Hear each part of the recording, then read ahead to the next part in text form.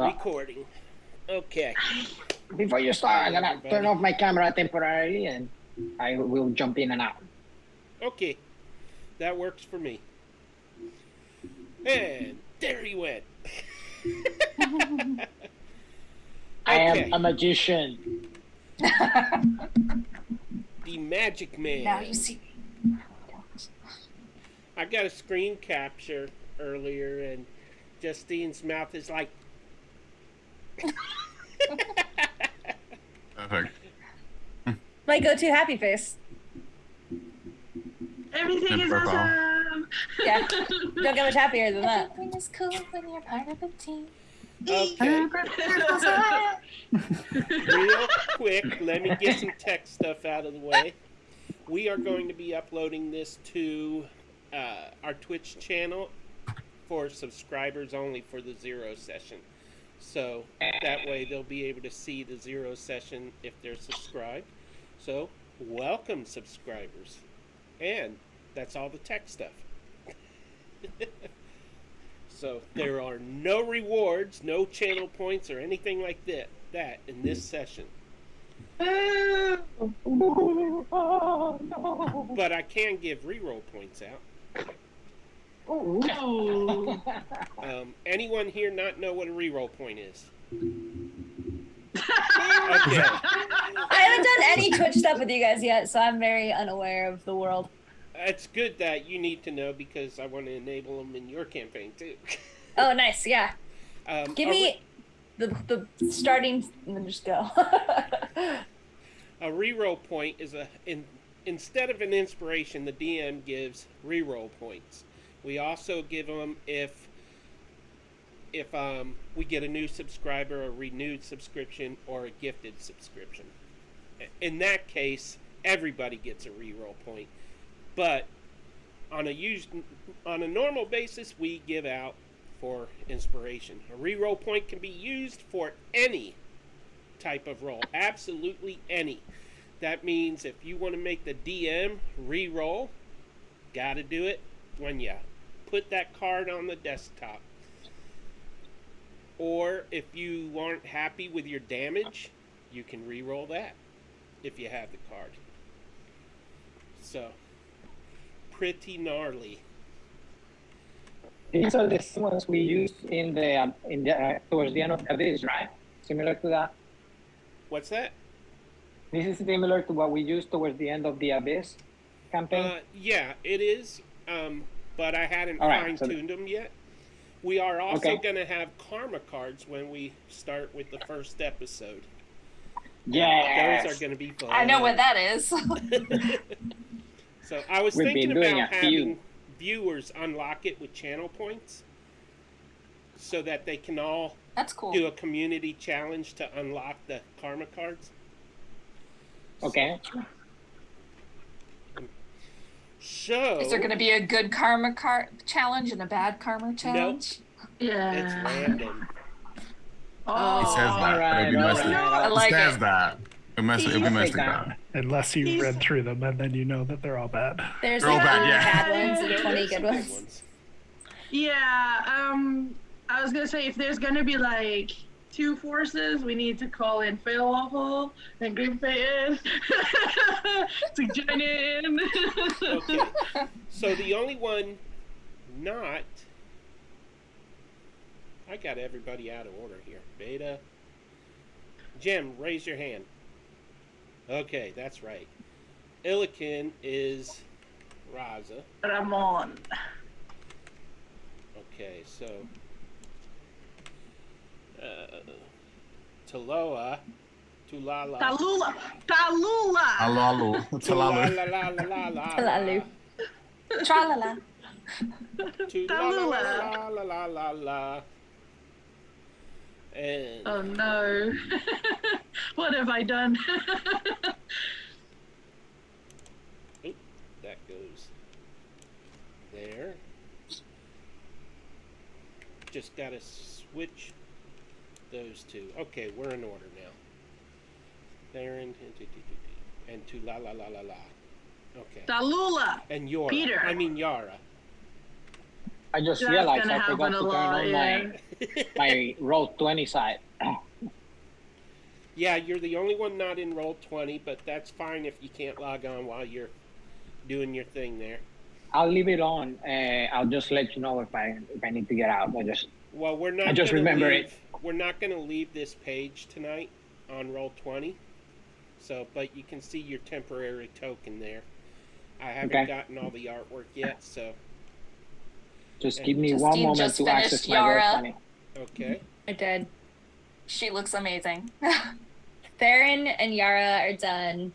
Illikin and Beta are like basically almost to line work, and then I started designing Tallulah today. So Belvedere sent me a self-portrait of Beta, so it's actually Belvedere in the morning.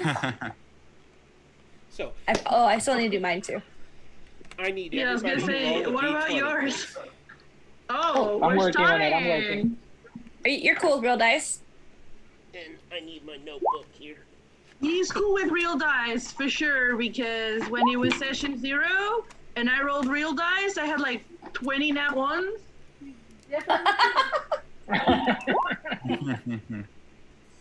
Alright, so you said a roll 20. Let me open my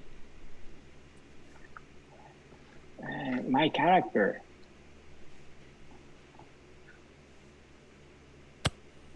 Where'd you want us to put the... Oh, I got a 9 too! Twinsies!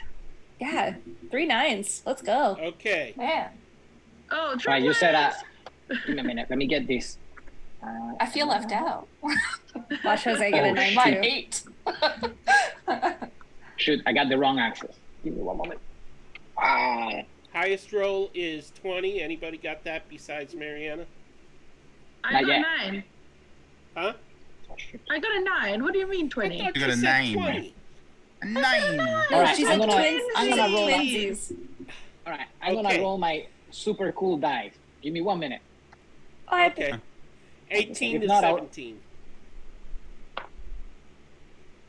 I need to roll there. Roll 20. 14 to 16. 14. Oh, wait. What? Oh. Are you higher than 16, Steph? Okay. 14 to 16, that would be... I got a 9. Okay. Oh, 14. 4 people 14. got a 9. What the? Ah. Do you want us to Wow. re-roll? 4 This- people got a 9. This magic moment. Illikin Yeah, we'll have a superior. roll off in a minute. 10 to 13. Wow. 9. Hello. Hey. Roll Everyone. off on the 9s. Alright, Roll again. I need to step out for a Ooh. minute. Give me 1 moment, please. I got a 19 on the roll-off. Oh, man. Oh, I need to roll also again? got. No, I'm just kidding. Give me 1 minute. I'll roll again. I just need to do something here. Okay. I got too many windows on. Here we go. My character sheet. Doctors. There. It's too busy saving lives and stuff. Should see when he's drunk. I got a Okay. 16. All right. 16. All right. I got a And I need 19. to step out for a minute. I'll be back. So I'm full out for a minute. Justine. Oh, 5. And Steph. It's Belvedere. I wasn't part of the roll off. Belvedere. My second roll was a 6. Okay, that puts Tulawaha.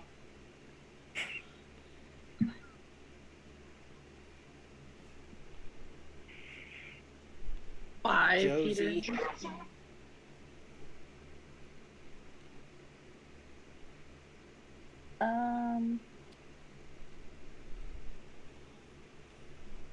Okay. Beta.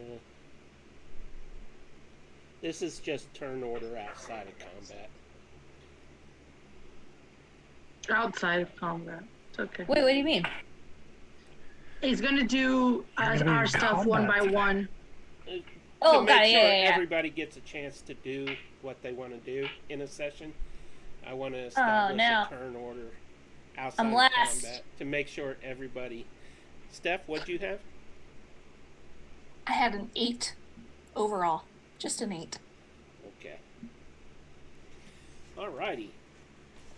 That's the hard part. You need a good anchor. Okay, that means first one to roll their ability scores is Illiken. Come on. You can roll 4 dice, discard one, Mm-hmm. twice. And if you're not happy with one of those two, you can do point buy. Okay. So how many sided dice are we doing? 4 6-sided dice. It's Illiken first, though. Yeah. Sweet. I'll Okay, let we're you gonna know wait. when it's your turn, though. Okay. We rolling that on here, or can I roll it on the You can roll dice it roller?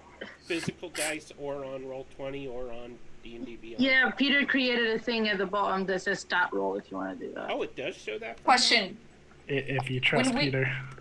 When we do the stats, we roll twice, you said. Do we get to choose which stat it goes to? Yeah. You can only choose from one set, but yeah.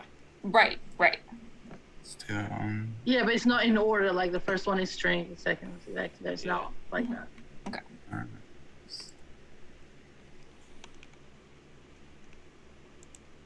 Dice roller. There it is.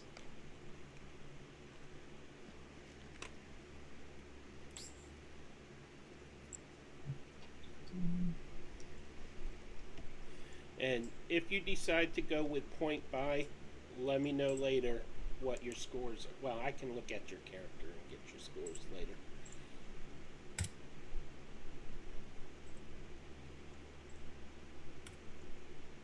Was it best of 4? Did you say, Peter? Yeah. That's the 2.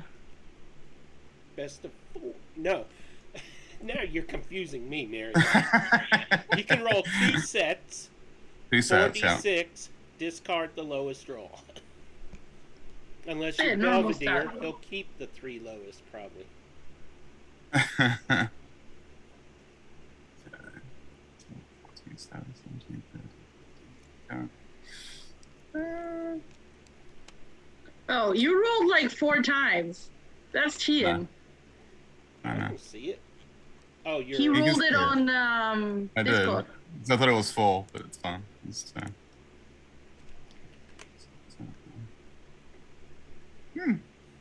Alright. I'll take the first one, I You know think. what? Each of y'all can go ahead and roll on that.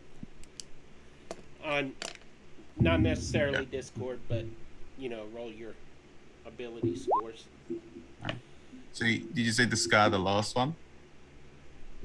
Out of the... Uh, I mean, if you roll on Discord, then you just roll / character whatever, and Yeah.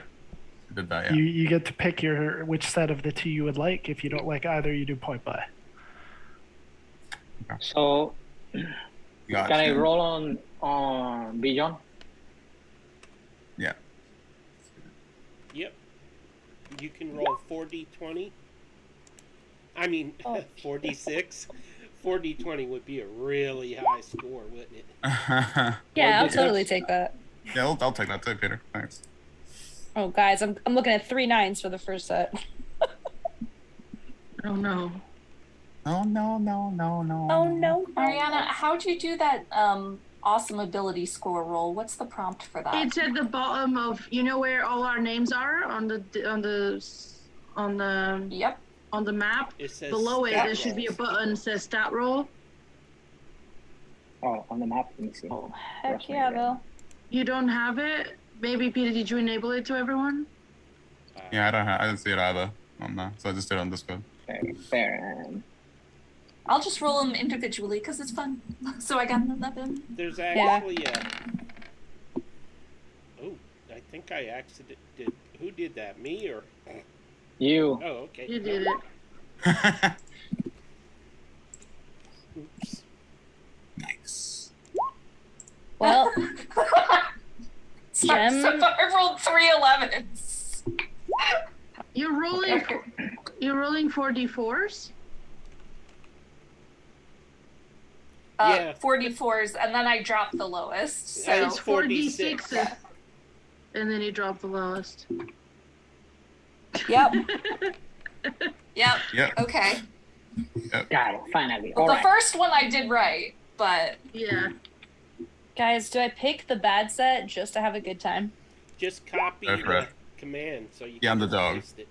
Because I'll do it. So what's the I- command for There you- roll 20? Yeah. What is the command? Oh, 'Cause I I- can. I I'll can do it on post it on Beyond. the. I can post it on the chat. I can do it on Beyond, and I'll share the screen with it so Peter, you can see it. Okay, I'm done. Cool. Okay.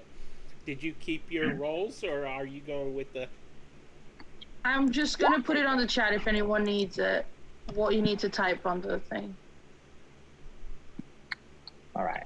So I'm redoing this. So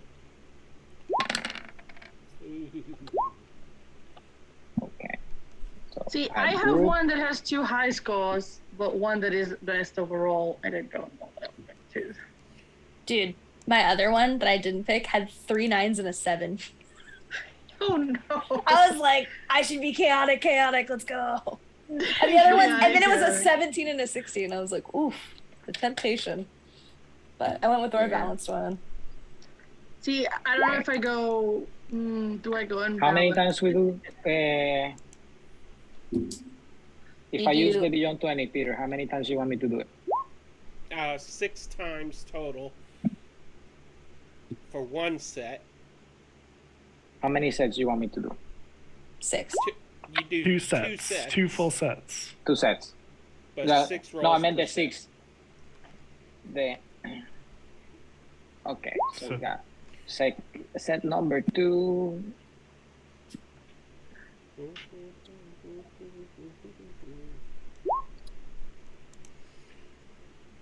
And I will see if I can track down a command. Oh man, this is awful. You can do point buy if you want. So how does the point buy works? I never used the point buy.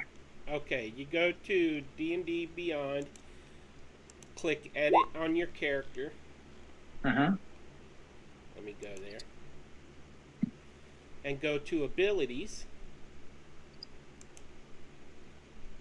And then I change to point buy. Yep. All right. And So then I'm gonna you can share this. change those as you want. I'm gonna share briefly the screen of the 2 sets that I just did, and you see why I said this was awful. One specific. This one.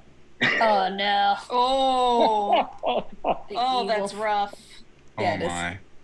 That one's not Yeah, too at least bad. the second one is a bit more almost standard array, little low Yeah. for standard array, but So, yeah, I'm gonna go with my first stat block that I rolled because I actually rolled pretty well. So So while y'all roll your ability scores and start setting up your characters, I'll go ahead and start going over some stuff. Okay? Yeah. so Number 1. Roll turn order. Check. Number 2. Roll ability scores. Check. Okay, so starting equipment plus 25 gold. No homebrew characters. Races. Wait, what was that? Sorry. In your character creation, you get your starting equipment plus 25 gold. Okay. yeah, let me make notes of that. And you can't choose like a true Kender because that would be homebrew at this point. So And then we get added Plus 25 25 gold, or our total You can starting add gold is 25. gold. Okay, And because your background might give you some gold too. that's what I was checking. Tasha So options start- for race and class are permitted. Nice. Nice. The people of Ten Towns have been hardened by the brutal cold of the land, but the eternal light eats away at everyone. Only you are coming from the Sword Coast to help the people of 10 towns, each of you for your own reasons. Night has fallen upon Icewind Dale, and the sun hasn't risen for 2 years. The Frozen North's thin connection to the Sword Coast has been cut off, and now the people of 10 towns and the Redhead tribes, I almost said redhead, must fend for themselves. A divine force has locked the land in a frozen night. So there are 2 truths to Icewind Dale right now. The sun hasn't risen for 2 years, and the 2-year night has cut off the frozen north from the rest of the Sword Coast. Only one annual airship dares to make the journey, and its captain rarely takes anyone other than prisoners bound for the Revel's End prison. So, and yeah, we'll be learning more about that later. So, but 2 years of night, it's never a sunny day in Icewind Dale. So, following the rules, I'm not an expert by any stretch of the imagination on the rules. When a rule is called into question and I'm uncertain, I'll ask if anyone knows the proper rule. If there is still uncertainty, I will either look it up as quick as I can or make a quick ruling and then correct it later going forward.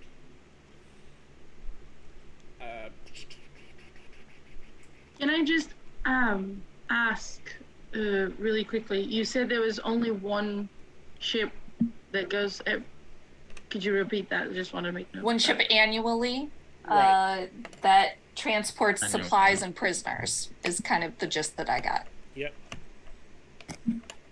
And occasionally they'll take on other passengers, which hopefully will be the 6 of you. It's a risky journey, though, so. That intro that you gave us, is there any place where we can check it? Because I didn't manage to write everything down. It's I pinned will- to the Discord. Is it? Did it? You pinned it to the. I checked because I was looking for the starting equipment stuff today. And Okay. I totally missed it when you said it today. I heard something about 25 gold starting equipment and 25 gold and lifestyle. Is that what I'm hearing? Well, you can add 25 gold to whatever amount of gold your character gets through the background. Okay. And we don't get starting equipment. You do get Just starting background. equipment. Okay. We'll try to stick as close as possible to the rules in order to make things more challenging and fulfilling. But there may be occasion when I might allow something outside of the rules because it's just too cool to pass on. I will The rule of embrace cool. creativity. Don't I get a savings throw? In most situations, characters will get to react to situations. That's standard. This can lead to saving throws, as we all know. However, there may come a time when, for the purpose of moving the plot along, something just happens that is out of the character's control, just like in real life. I don't make a habit of it, but it can happen. You can roll physical dice or digital dice. You can roll paper dice if you want, long as they're not weighted. Dice rolls will likely be invisible to the viewers at all times, so when you roll, please say your roll aloud so the viewers know what it is too. And on the topic of physical dice, I have ordered you each a set of frosted dice for the campaign. Aw, They thanks, should be Steve. delivered to me by the 19th, and then I plan to send each of you your set, a personalized letter to each of you. So if I don't have your address, please message it to me privately, or you can email it to me at dndplay20@gmail.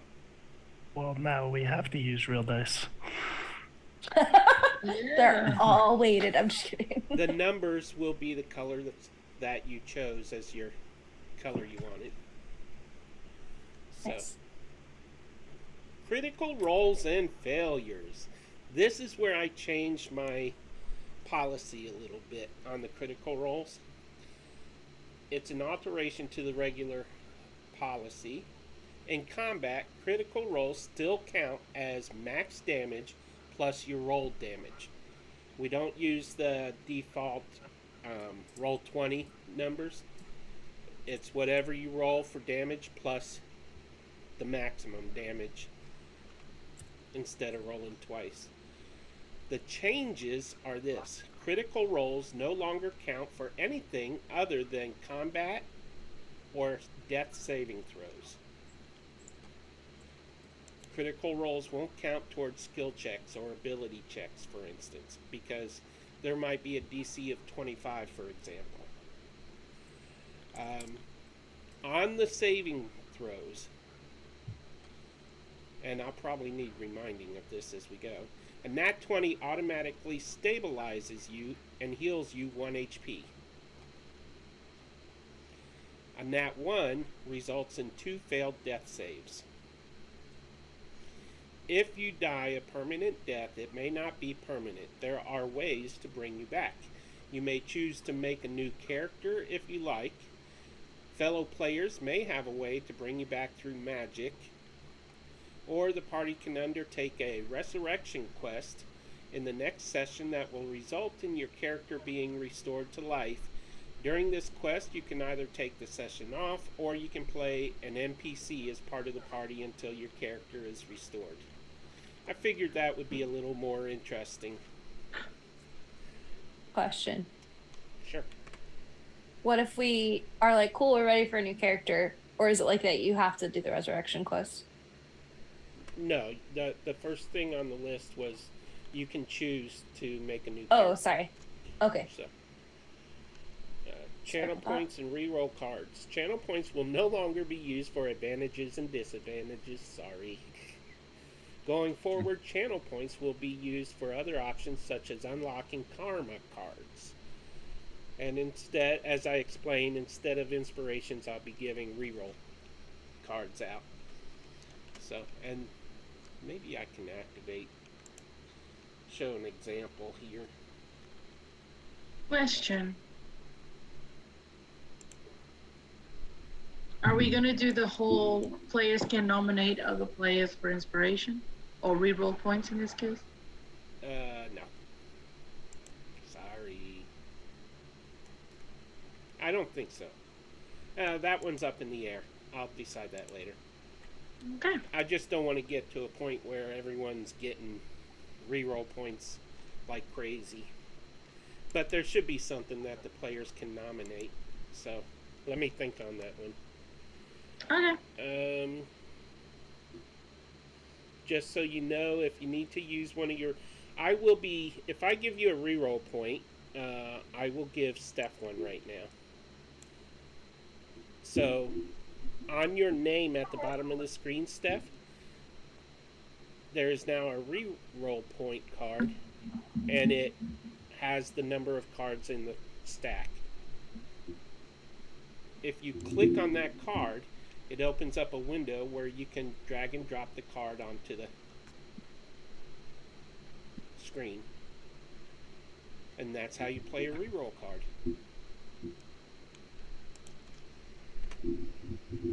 Okay? You got that, Jose? Yes, I did. I heard it. Okay. So, for instance, I am going to give each of you one reroll point to start the game with.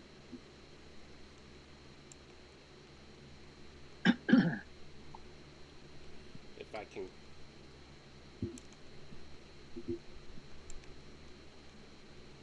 I'm skipping Jose. Jose! I am here. And I need to refresh my... There we go. So you each should have a reroll point.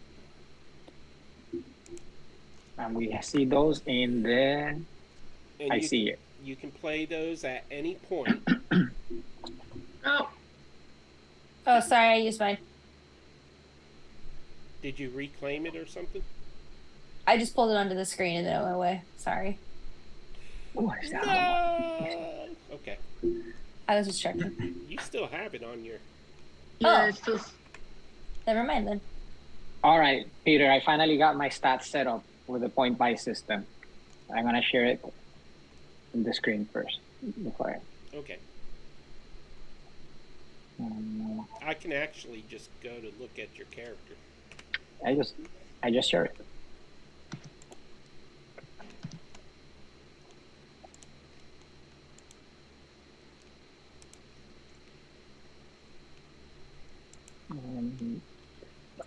This one.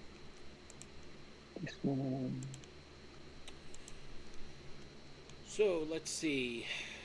Covered that.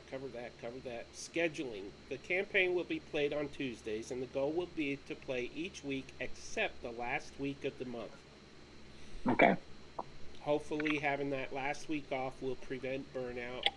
And plus, you know, Halloween's at the end of the month, Thanksgiving's at the end of the month, Christmas is at the end of the month. So, New Year's is at the. Well, never mind. So, in January, we'll take the first 2 weeks off. Because last year, across all the campaigns, we had trouble getting people back into the groove for the first 2 weeks of the year. So, Yeah, we did the Zombie Santa after New Year's. Yeah. That's my birthday. I'm good with that. Absences. No one is ever fully comfortable with allowing someone else to control their character. That's why it's important that you do your best to be present for each session. Life happens, though, so that's not always possible. As you get to know one another, you're going to... Some of you already know and trust each other. Steph and Jose and... Well, you're new to this group of people, so hopefully you'll develop a trust with them as well. Each member... Never trust Peter, though. Never trust Peter, though. Each member of this group was chosen for many reasons, and one of those reasons is their honesty, and their good intentions is another. See? Honesty, good intentions, don't trust Peter. If you know you will not be able to play, ask one of the other players to control your character for that session so that the plot can move forward. That also applies to if you're running late. You can give a player permission to run your character for you. If no one's comfortable doing it, I can handle it as the DM. And contrary to what Mariana says, I will not purposely get you killed.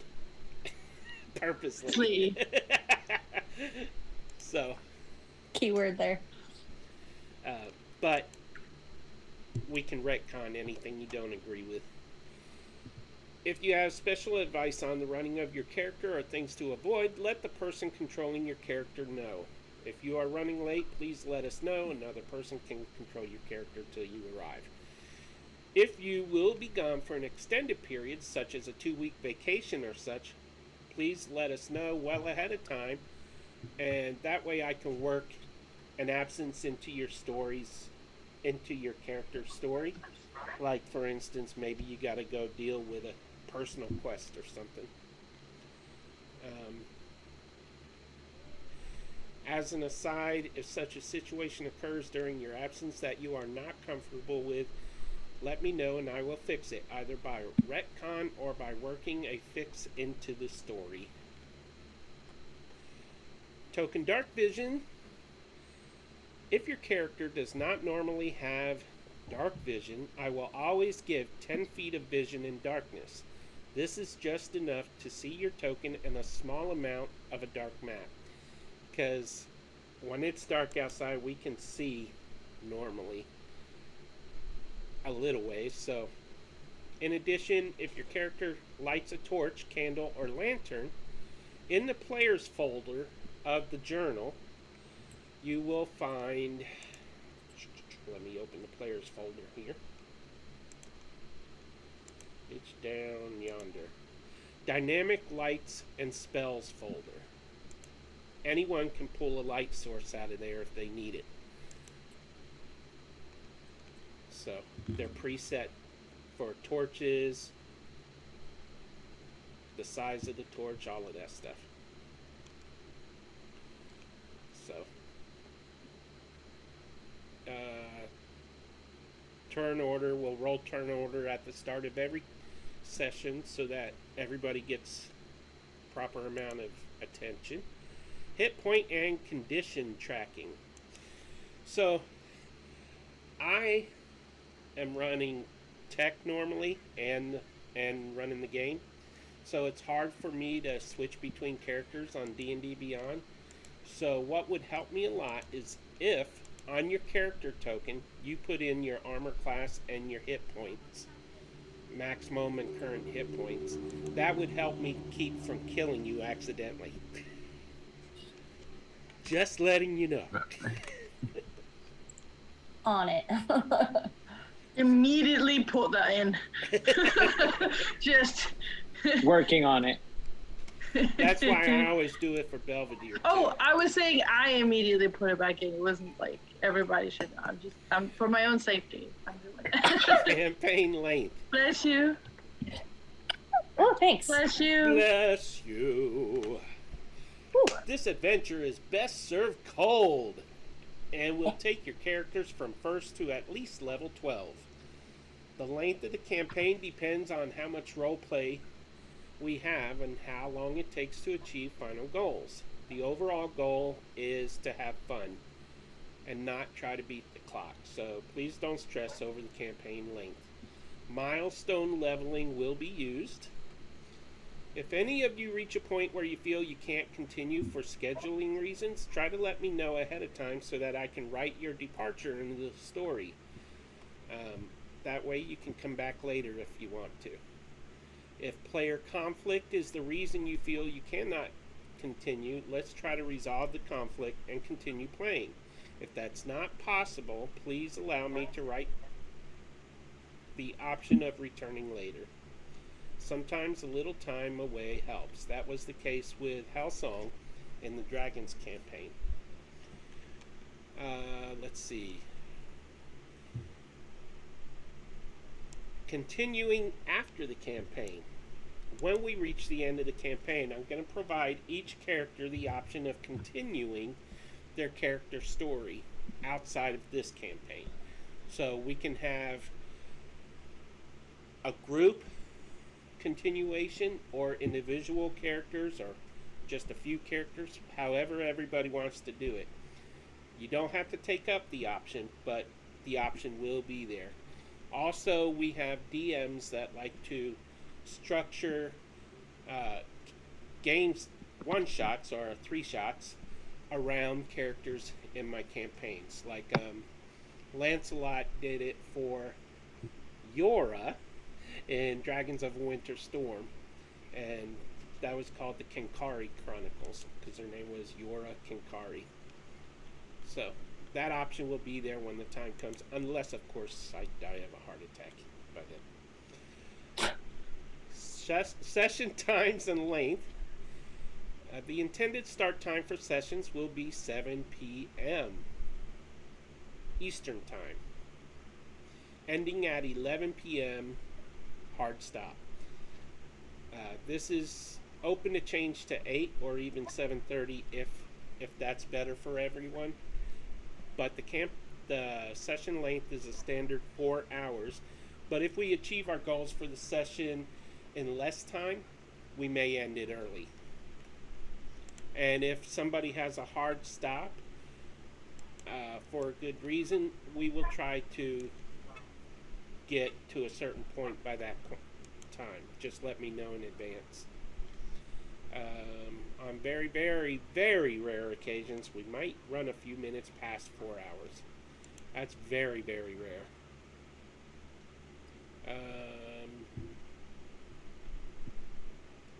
So life happens, so do hurricanes and bad storm systems, as Jose and I know. Family emergencies, illness, etc. At least 2 of us, Jose and myself, live in Florida, and bad weather is a summer and fall tradition here.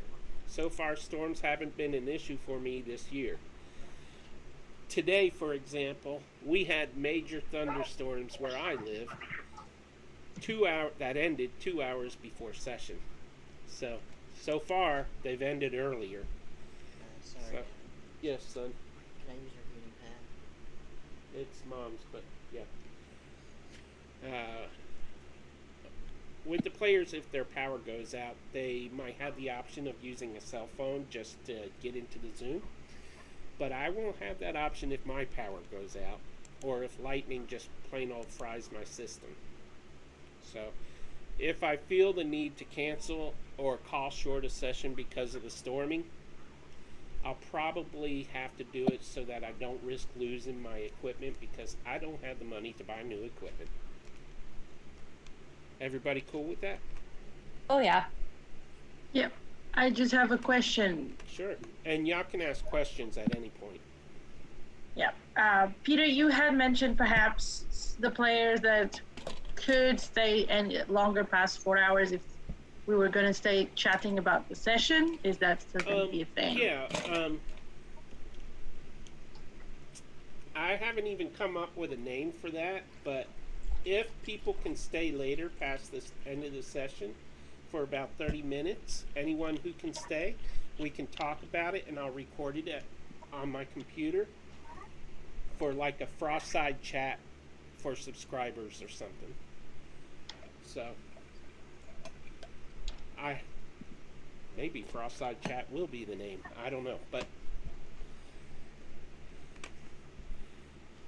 I have not come to any decision yet on Good that. one.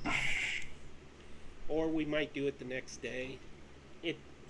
It's open to voting and stuff. So the safety tools, the deck of safety tools is right there. If you hover over it and click choose, it will let you choose which card you want to use. There's slow down, go, and stop. It does not say who dropped the card. So if you don't feel comfortable talking about the reason that you need to stop a situation, then I won't question it. I will just try to figure out, usually it'll be pretty obvious what topic is, so we'll try to avoid it. I might ask you to just message me if I'm not sure. Just saying what the situation is. I won't ask you, oh, can you work through it or anything like that. I'll just say, okay, thanks. Because I don't want to trigger anything in anybody.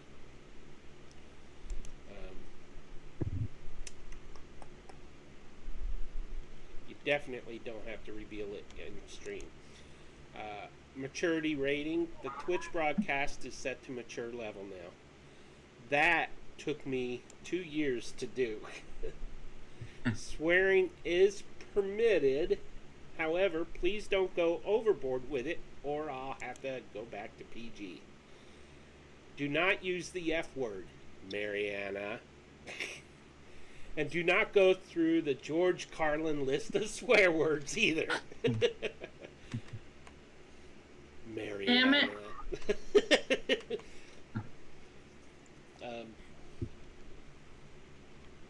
If you slip up and use the F word, oh, also don't use the terms GD or JC, like God D and Jesus C. That's a religious reason for myself, so. You can say gods or something like that, but have any of you seen the show The Good Place? Yes. Yeah. What the shirt? There What you the go. shirt. I knew you were going to say that. Let's see. There's a line we absolutely cannot cross. No form of unwanted sexual harassment of other players is permitted. If you work with another player and wish to portray something that blurs the line, clear it with me and the other player before implementing it. In-character torture is a shady line as sometimes a party wishes to get information out of the enemy.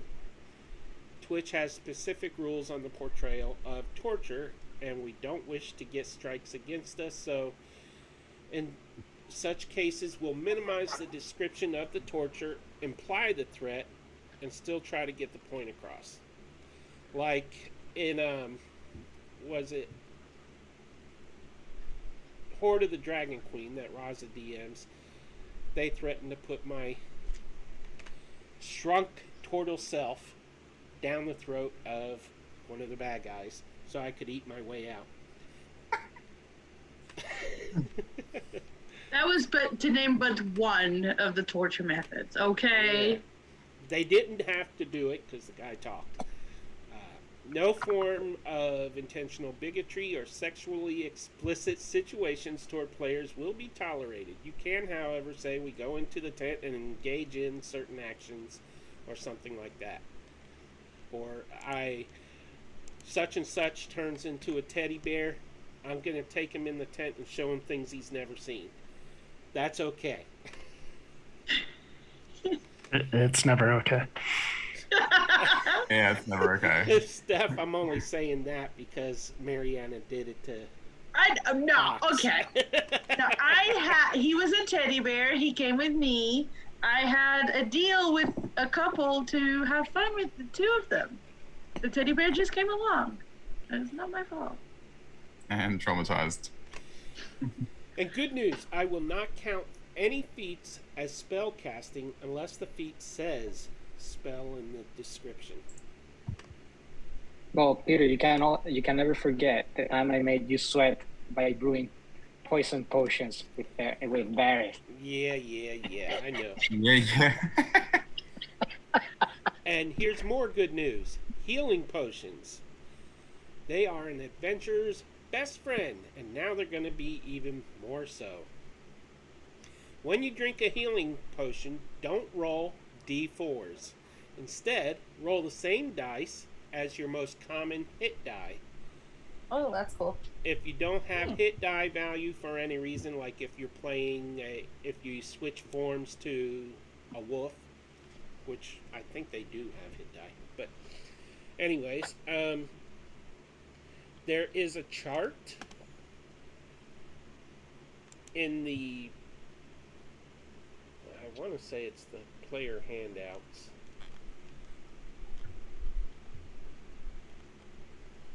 A regular healing potion is 2 times the hit die plus 2.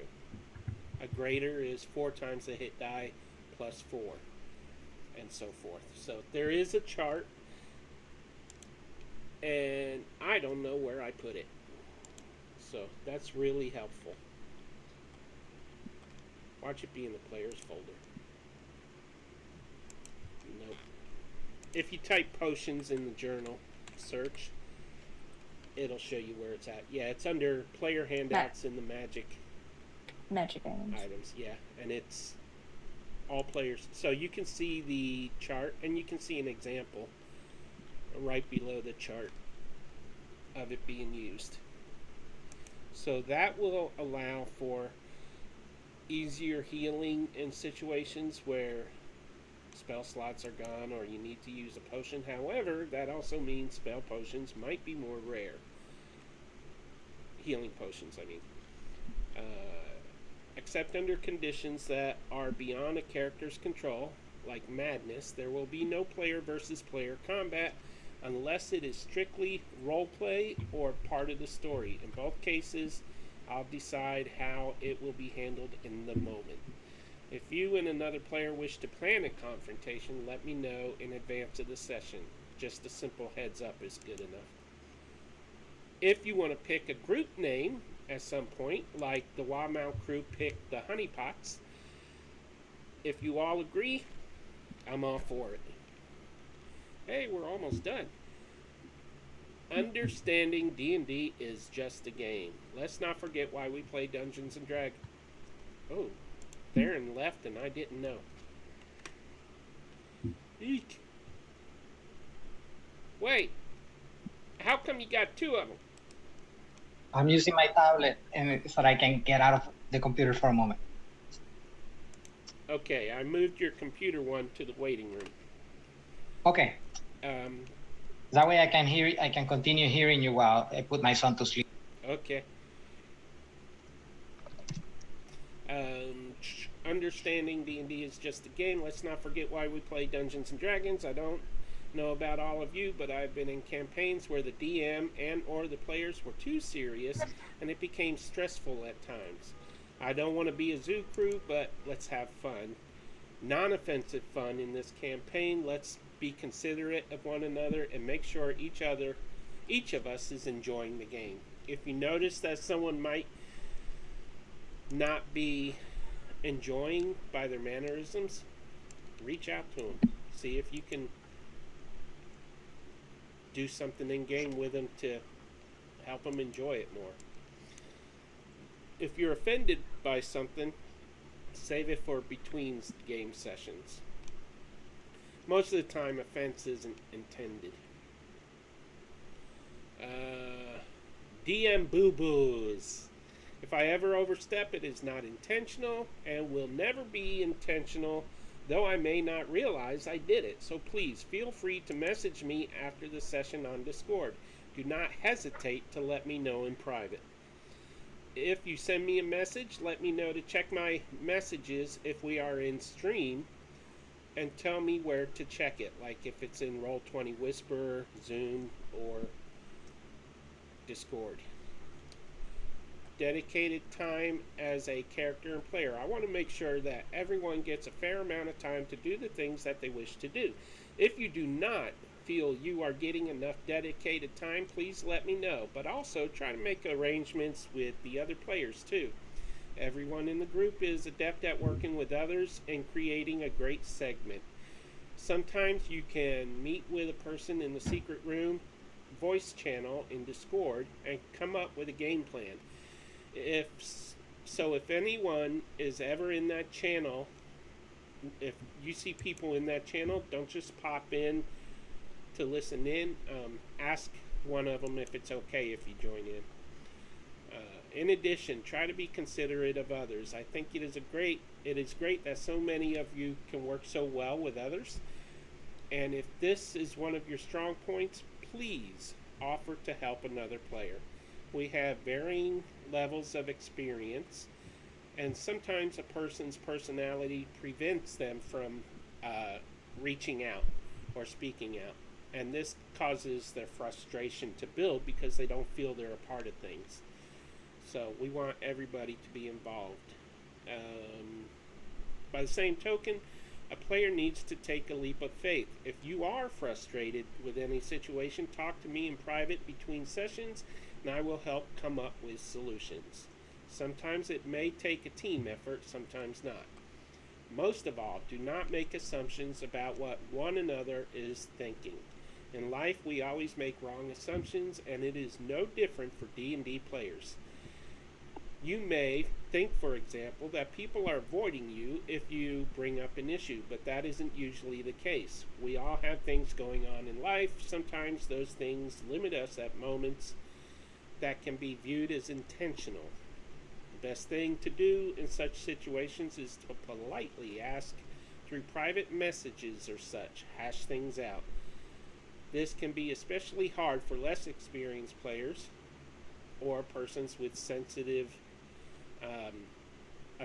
nature. Character art and tokens. I will make the tokens for each of you because I want them all to match. There'll be blue themed tokens. Character art is being drawn by Justine. Yay! Thank you, Justine. Hey. If you have go ahead. Sorry, it's taking a minute. Oh, that's okay. We only need them by next week now. Yeah, Need them by they'll be the next done. hour. I'm kidding. They will be. If you have not talked to her yet, please do. We want the art style to remain similar. As the campaign progresses, we may switch things around in the future if everyone agrees to make changes or if she draws new artwork or whatever. whatever it leads to. As long as we all still have similar art styles, I'm fine with it. We all have private lives, and sometimes we experience hardships that can be a trigger in-game or on Discord. If you are facing a hardship, such as the loss of a family member, that's me, an illness causing stress, depression, etc., please trust me enough to let just me know. I will not share it with anyone else, and I can make sure triggers do not happen in-game, or if you need time away, I can make sure that happens, that sort of thing. I don't need in-depth details, but just need a heads up. Hey, I'm going through this right now. This would be great if you could do this. Great example is, of course, me. I recently lost my mother in real life, so if I'm playing in a game, I would let the DM know to avoid family loss with my character for a little while. The identify spell. Yeah, and we only have a couple more points here. We are going to be using a Jared K-Jack homebrew rule on the identify spell because the official spell is poorly written. When you cast the spell, you get to ask one question about an object. In addition to answering that question, I will tell you the type of magic if there is magic. So choose your question wisely. Detect magic spell. Sometimes a masking magic can be used to give a false reading. You would still detect magic, but it might... I kind of mixed those up, didn't I?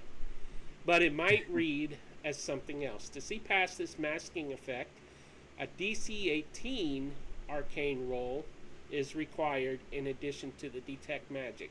Now, if there isn't a masking effect, then the arcane roll, even if it's higher than 18, wouldn't detect a masking effect. So, but you would be able to find out if you roll that. So, but that won't happen too often. I just wanted, it happens in this campaign at least once, and I wanted to make sure everybody had the ability to see past it. And that's all of the review. Everybody's character's done? Yeah, well, I no, actually my spells. Sorry, I was trying to pay attention. Oops, I just left the campaign on roll 20. Oh, I lied. I did my spells. You good? I only needed to do the stats, so. I have a couple questions. Sure. Just clarifying. I feel like I, as a human, have pretty common sense, but just making sure.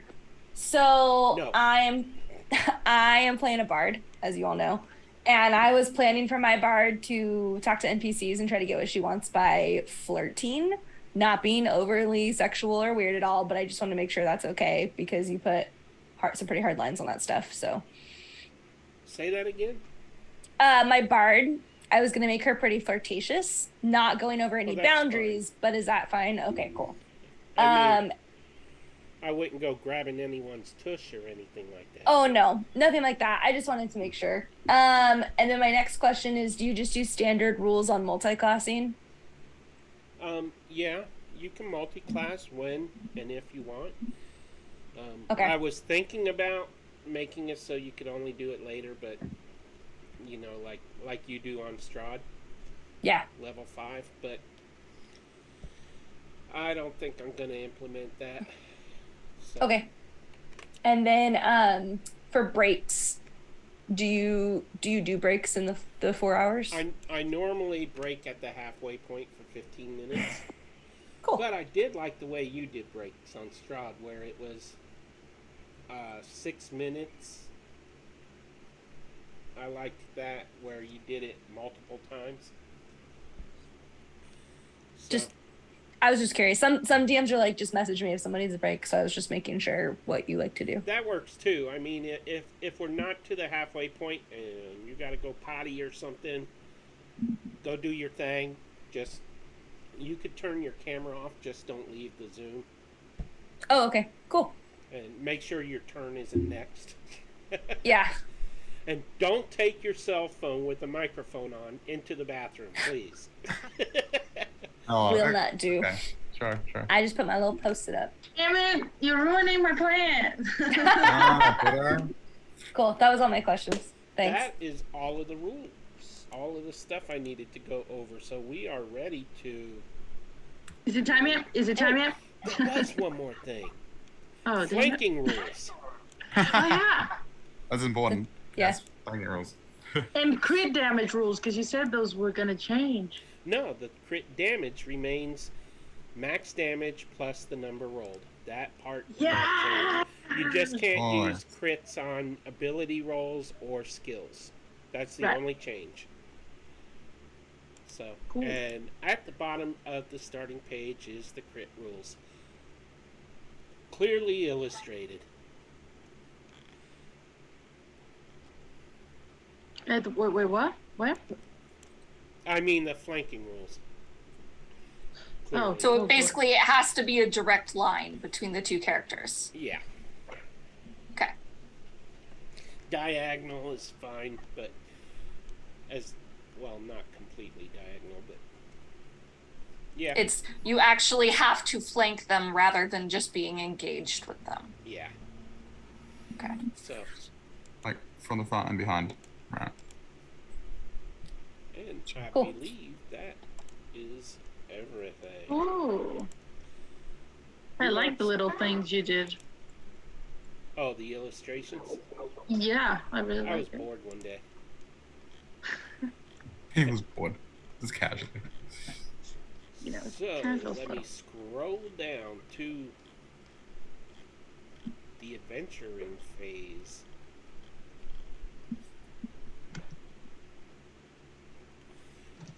So, we are going to Theater of the Mind this. But I will move us to the Neverwinter map now.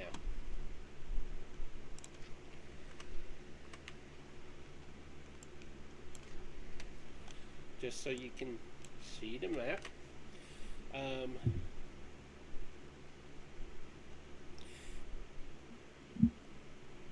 The first thing we're going to do, which works out, is Illikin and Tulalawu. Alola. Talala. You get a free pass today, Peter, but She's coming for you. It's been raining recently, and the two of you are wearing damp wool cloaks to hold back the chill of a cool night. The ground is wet and muddy. There's puddles everywhere, but it isn't raining at the moment. This is Illikin and Tuluwa. And Can you actually say my name, please? Tallulah. Thank you. I had to sound it out. They come upon a sign that speaks of free passage to Bryn Shander on the condition of employment. For details, meet the captain at a certain tavern, which I forgot to put the name in. So, I think it was called the Beach. Oh no, it was the Driftwood Tavern. So,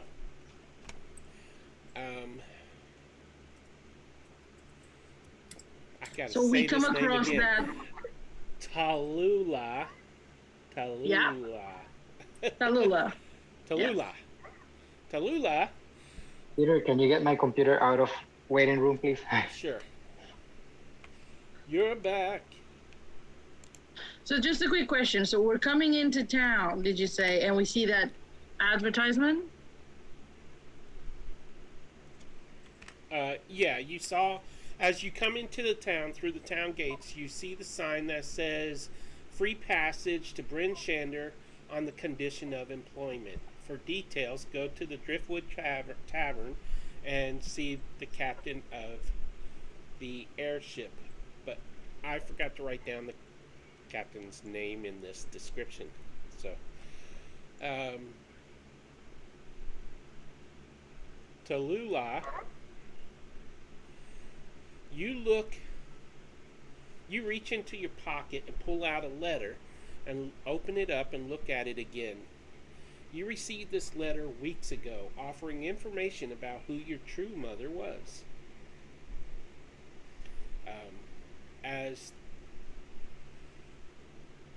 As you look at it, Illiken notices you holding the letter.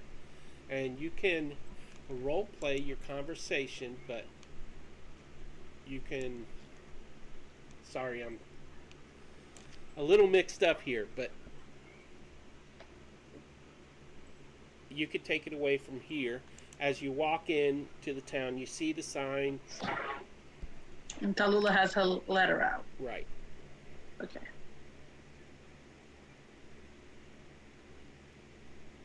You've been traveling together. Tallulah, what is that? Oh, this is the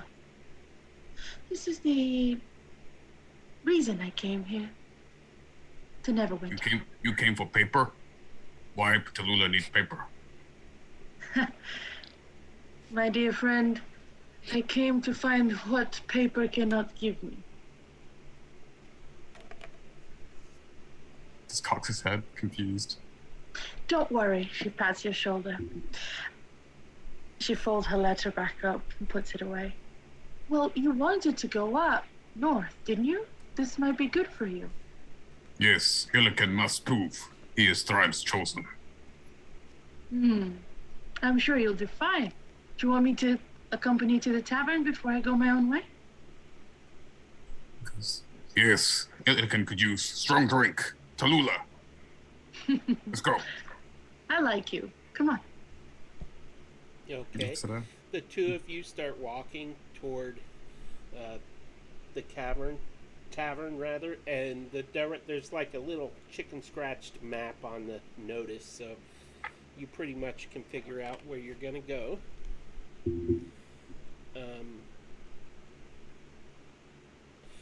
I need both of you to give me a perception check, please. Ooh. First roll of the game.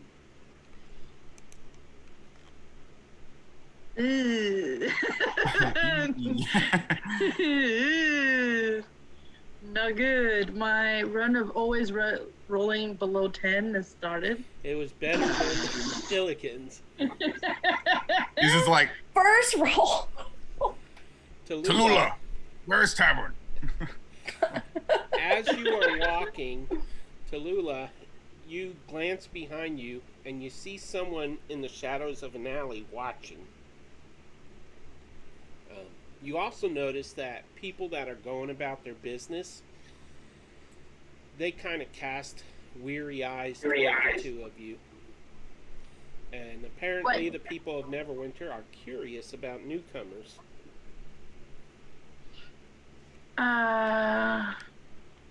Right. Are we near the tavern or are we still walking towards it? You're still walking toward it.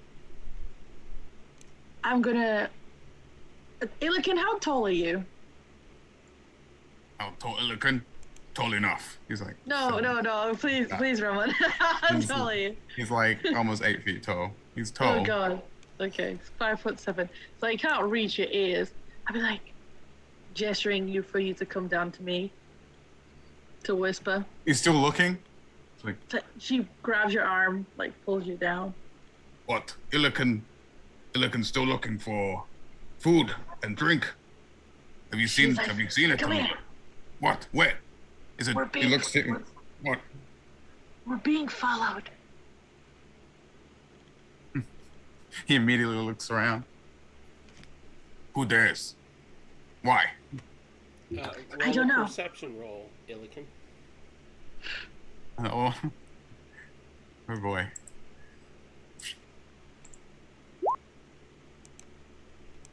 Oh yeah, we didn't describe what. Tallulah. So what do you look like?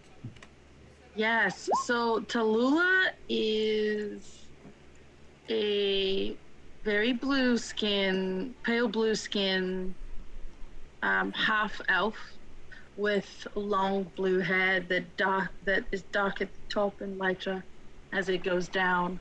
She's wearing a very wet woolen cloak, and underneath just some leathery corset and simple blouse. Tight boots up to her knees. And if you pay attention, there's a few pummels coming out of them. She wears a belt with a few little bags, pouches all around her side, and she's got a scarf around her neck that she always wears.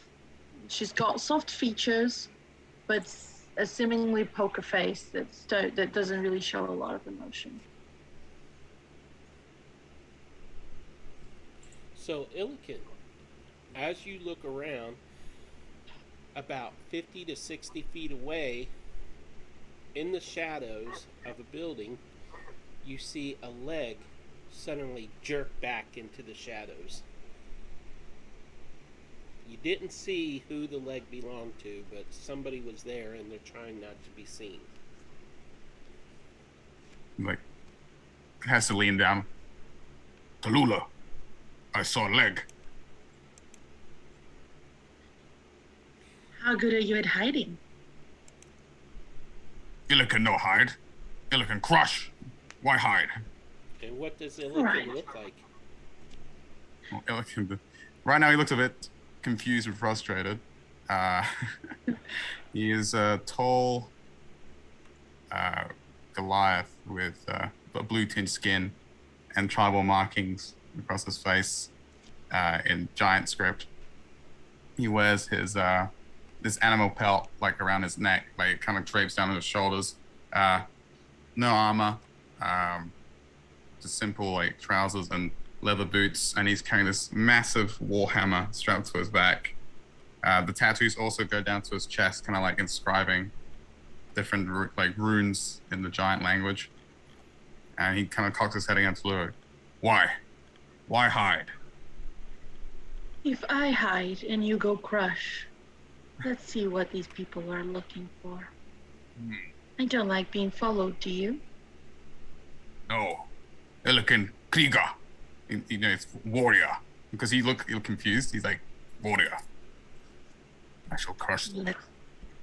Let's do that. And she will try to like sneak away into an alley to go like around and catch the person from behind. Okay. And Illiken would just go straight towards the alleyway. So Illiken will reach it first. You don't have dark vision.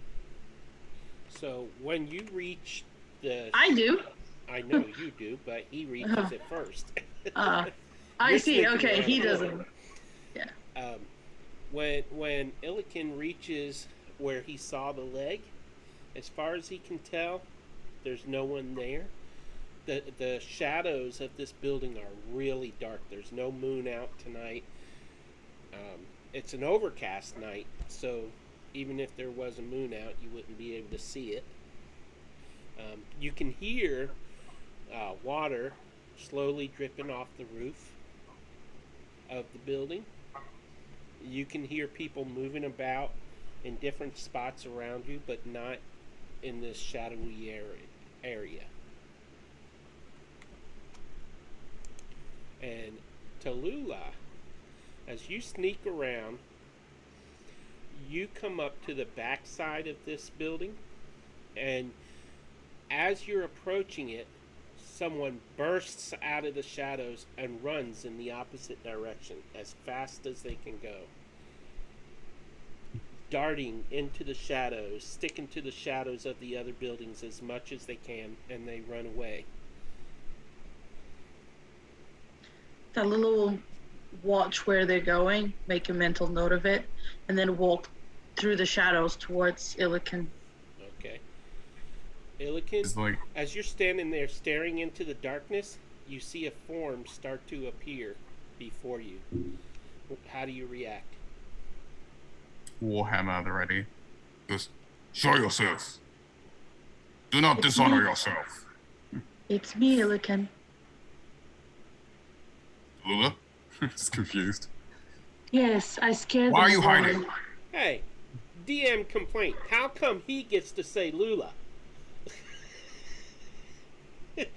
Why It's a can't I say Talu, but Lula? it cut out. He said Tallulah. It just cut out. A good idea. She's like, I scared them away. They ran up. And she points in the direction she saw them run up. He goes, Mog. You know that as dishonorable. He's said it a lot of times to people that are cowards. Mog indeed, just like the ones I found you with. Shakes his head. Well, let's What now? make our way to the tavern, I guess. He smiles. I'll keep Good. an eye out. So as you continue on, we will switch to Theron, who is in chat. Right here. You're there? I'm right here. I just got doing a bedtime routine. Okay. So if you hear the soothing music, please do not fall asleep on my behalf. Also, Yara will be in this scene as well. Through the gate, the opposite gate of the town, a small caravan of covered wagons enters Neverwinter. From one of them, Yara climbs down, aided by the driver. The man's wife gives her a care package, muffins or some such item. Yara doesn't speak to her, so she bows and thanks. Pulling out a slip of paper, she looks at it. It contains the name of the airship captain and the inn he likes to stay in. There are several passers-by that she can get directions from, but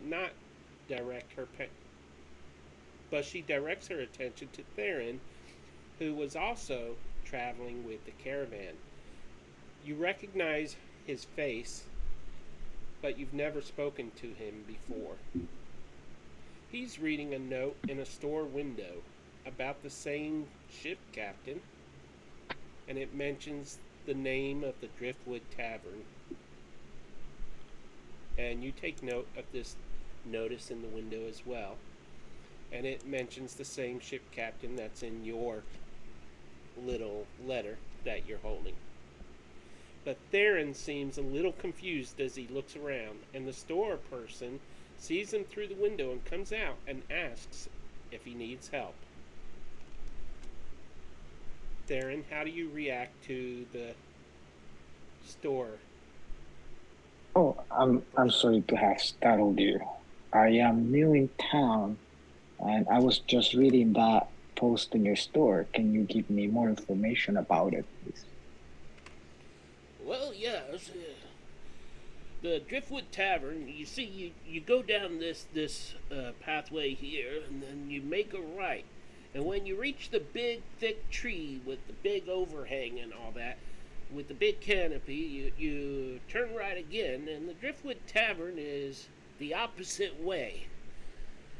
So you take the opposite way, and you go down until you reach the yellow house. Now, the yellow house actually burned down, so there's only a corner of it that's yellow still, but you can turn left there, head toward the docks, and right there on the corner of the docks is the Driftwood Tavern. Okay, so the tavern is at the corner of the docks. Can you give me more information of why they're trying to gather a crew for this? Oh, I don't know anything about that. Sorry, fella. Do you know anything about the captain of the ship? Well, I know that he's the only one brave enough to fly a ship to Icewind Dale, and he usually takes the prisoners. In fact, I think the Lord of Neverwinter sends the occasional prisoner there too, and the captain delivers the prisoners to Revel's End up there. I'd hate to see that place, but sometimes they take on other passengers as well. So, besides passengers or prisoners, do they deliver anything else? They only go out once a year. I mean, the captain's crazy, but he's not that crazy. He'll only take that journey once a year. So if you get arrested and Lord of Neverwinter wants you to go to Revel's End. You're going to be in the dungeon for a little while you're waiting for the next ship, which is in a year. I see. Okay. Well, thank you so much for your help, good sir. You're very welcome, fella. And So I pull up a hood and hide, make sure that none of my weapons are visible and none of the shiny equipment is overly visible. I start walking slowly, calmly towards the pier. Okay. All right. Yara, you overheard this conversation, and what would you like to do? So as Yara, Yara was unabashedly eavesdropping to that conversation, and as Theron walks away, she kind of runs up to him, and so Theron will see this young girl, kind of a not quite blonde, not quite brunette, with a hood over her head, traditional traveling gear, backpack on. But what you notice is when she looks at you, her eyes, are they glowing? You can't really tell, but maybe they seem like they are. And she'll run up to you and she'll pat you on the arm to get your attention.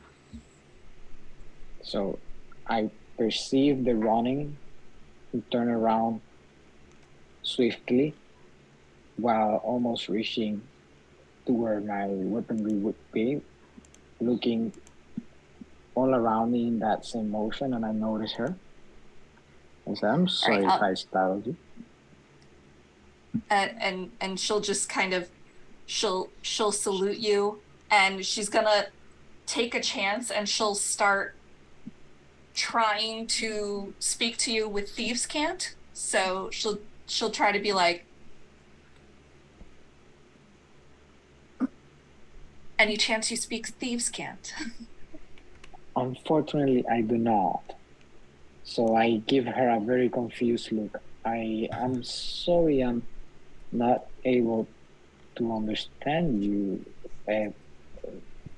How can I be of help?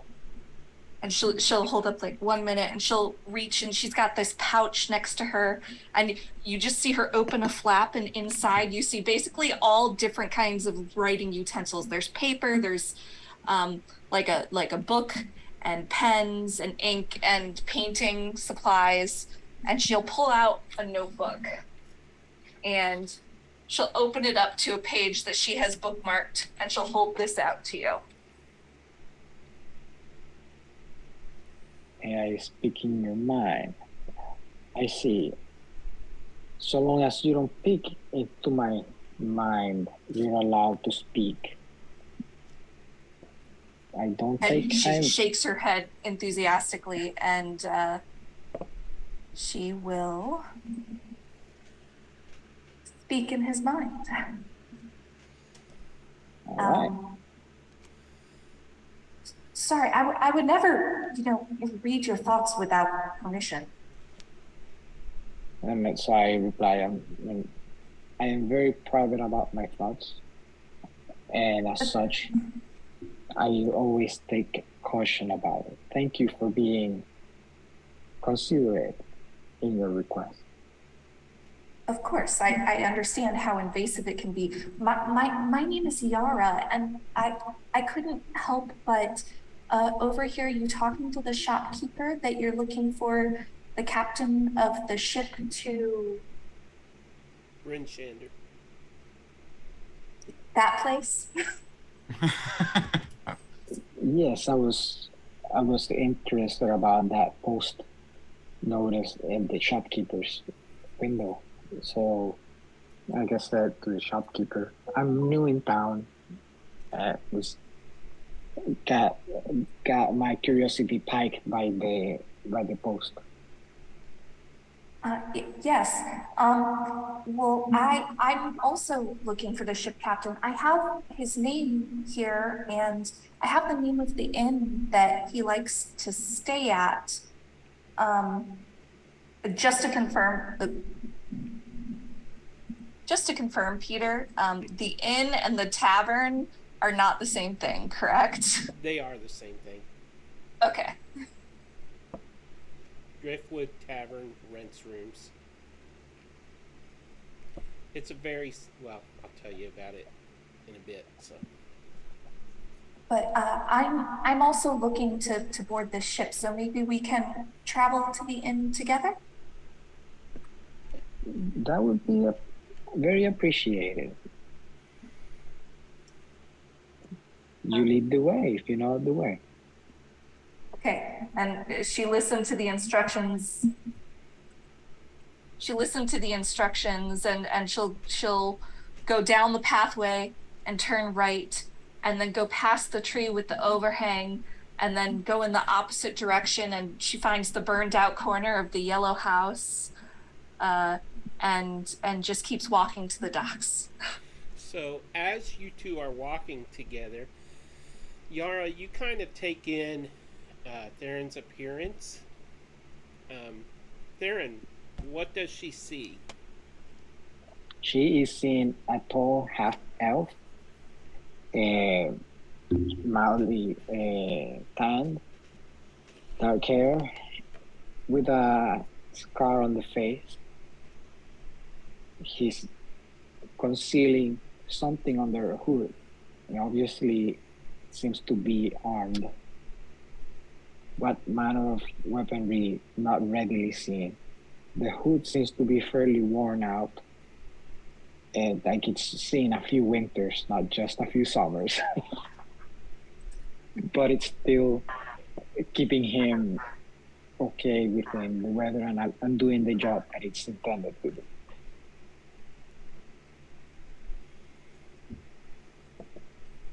So as they walk,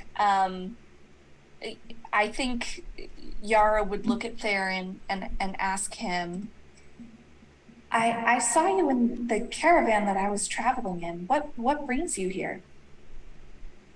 I am on a quest. Quest. That sounds yeah. interesting. Yes, I am on a quest looking for some information. And also, I'm in the process of going further on my training. Oh, me too. I'm also looking for a trainer. Have you seen a wizard around? I know, I've been wanting to study with a wizard for a while now. I am sorry, but I do not. Oh, that's okay. I'm sure I'll find one when we're home. So, very well. as the two of you are walking and getting closer, we return to Illiken and Tallulah. Tallulah. Thank you, Tallulah. And as you're walking, once again, oh, she's AFK. Oh. Okay, we will come back to that. Stick a pin in that. We will go to. Oops. She's back. Okay. I'm here.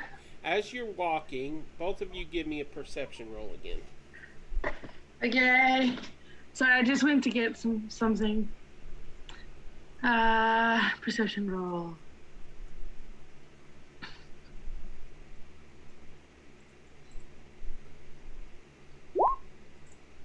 Is this just Tallulah? Hey, you too. Me too. Good. Let's see what he says. An 18 and a 15. Okay. Illiken, you hear footsteps on a boardwalk across on the other side of the street, and you look over there and you see a man who averts his eyes and then suddenly turns and walks the other way when he realizes you look at him. Tallulah, you are, as you look around, you see ahead of you and to the right, you see someone else ducking into the shadows of another building. But you also see a glimpse of a dagger in their hand as they pull back into the shadows.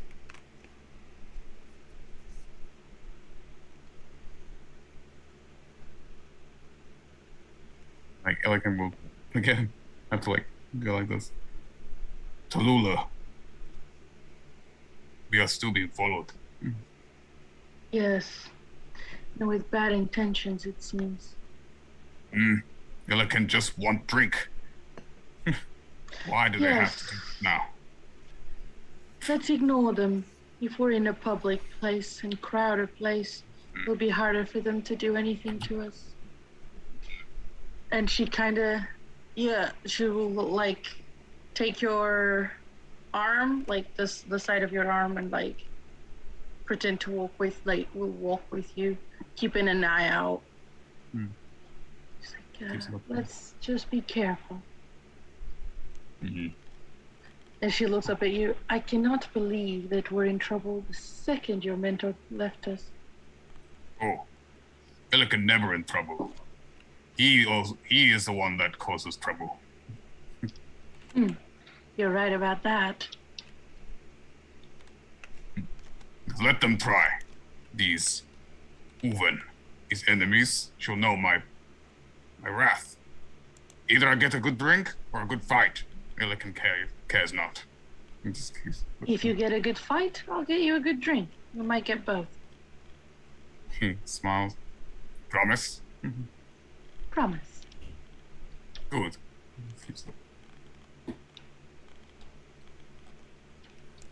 Okay. Jim, you have already arrived in Neverwinter. You approach the Driftwood Tavern, and as you approach, there are multiple persons sitting out on the boardwalk in wood chairs, and they watch as you enter, arcing their eyebrows and that sort of thing, and they stop talking as they stare at you, and you approach the door to the tavern. Do you say anything, or just enter the tavern? Do you want me to describe what she looks like now or no? Not yet. Okay. She'd probably kind of like very quickly kind of cock her head back and forth and look at them and just like chitter chat and then kind of walk inside. Okay. As you enter the tavern, you see a crowded tavern with an array of tables. There's only a couple tables that are open right now, but you've arrived because you've seen the sign for the ship to Neverwinter, and you're hoping to purchase passage on the ship, but you don't see anybody that looks like a captain in the tavern. What would you like to do? She would probably walk up to the barkeep and try to get their attention. Oi, lass, what can I do for you? Yes, I am trying to find someone who would know about the dock situation. How I can go back and forth and get a ship.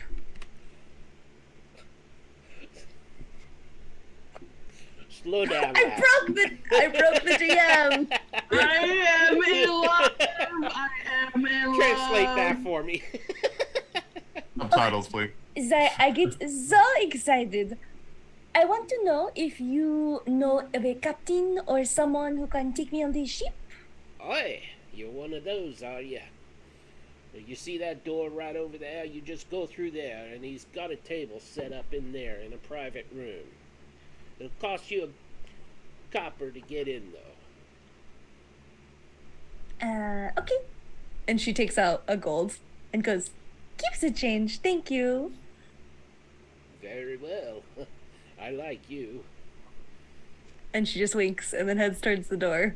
Okay, and as you go to the door and open it, you see in there a large, almost like a giant conference table it's made of thick oak. The tabletop is about 5 inches thick, and the legs are probably 6 inches thick. And sitting at the head of the table is a man that is very unshaven. He's got the beard action going on. It's not white. So, it's. I feel bad even saying Blackbeard at this point, but he's got a black beard with some gray mixed in and stuff. And he looks up as you enter, and you can see that this man is a very no nonsense person. He's not exactly dirty, but he's scruffy. And he looks up, gives you the eye, and he says, "What do you want?" Hello, I am Jem. And she like reaches out a hand, but it's like covered in feathers. He stares down and says, "Jem? Jem. I didn't ask who you were. I asked, what do you want?" And by the way, what does he see as you enter? Yeah, so an Aarakocra enters, about 5 feet tall. She kind of looks like a raven, but with some modifications. She has black feathers that are almost iridescent into like when she catches the light, you see like a lilac-y lavender type hint. But she has very big plume of feathers around her eyes that kind of stick out around her head. She's wearing a black shawl that has tons of silver beading that almost looks like constellations all around it. And a very long tail that almost drags on the floor, but it's held very gracefully up. And besides that, she wears just like a normal blouse underneath, probably like black that matches her feathers, and some brown pants and some black boots. But you notice that the black boots have holes in the front where her taloned claws, actually, you kind of hear them click as she walks. What can I do for you, lass? I am trying to get to 10 towns. Ah. Are you looking to book passage on me ship? If there's a room available. Yes, but I doubt you've got the gold for it. Okay, well, how much is it? A passage on this ship is 500 gold. Ooh. One Is there way. any other captains around? No other captain will take that trip, trust me. And I only do it once a year. You see her feathers kind of poof up, like she's ready to like get down to business. She goes, well, I happen to be a singer and possibly could heighten the morale of your ship. Since it's such a horrible voyage, keep your spirits up. Trust me, lass. While we're flying over the spine of the world, you're going to be too cold to use that voice of yours. Have you any other skills that could be useful? I can do this. And she casts dancing lights, but the way she does it, it's like a beautiful constellation that weaves, and you see like these beautiful lights kind of, and she goes, leans back, his eyes wide, as he takes you in again and says, "Can you do other magic too?" Of course I can.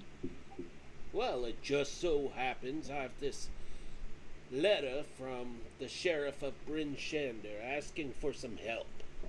If you'd be willing to take employment with the sheriff, I'll give you some winter clothes and free transport to Bryn Shander. Okay. Question. No judgment. Is that in 10 towns? Because she wouldn't know. Is that what? Is it in 10 towns? Because she'd have like no idea. Yes, it's the biggest city in Icewind Dale. It's the biggest of the 10 towns. Then yes, I will take the letter. Oh, I'm keeping the letter, but I'll transport you there. As long Well, as can I I not- have your word. Well, I'd like to read it first to see what the job is. Oh, you don't need to know what the job is. He just has a little work. He's the sheriff. You'll be helping him with some criminals. You kind of see her feathers flatten in like defeatedness. Like they really show her emotions. And she just, will I have a private room upon the ship? No, lass. You'll be sitting on a bench along the hull inside the bottom floor, the lower level of the ship, just like anybody else. But at least you won't be locked in the cells with the prisoners. Well, it looks like fate has decided for me. I will go on this adventure. Very well. Have a seat. I'm hoping others will show to make the journey as well. I will get a drink first, and then I come back to your office. And she walks out. Very well. So, as she is getting her drink, we go to Beta. Let me just scroll down.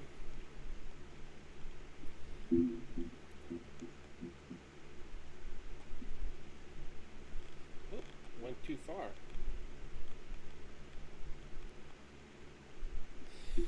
The cool waters of the Neverwinter River flow steadily out to the Sea of Swords, and a single hand breaks the surface of the waters. An instant later, a second hand appears, and the head of a very fish-like humanoid follows after it. The large, bulbous eyes take in the surrounding buildings of Neverwinter, and the figure moves silently onto the shore. Beta Ball. Is it Beta or Beta?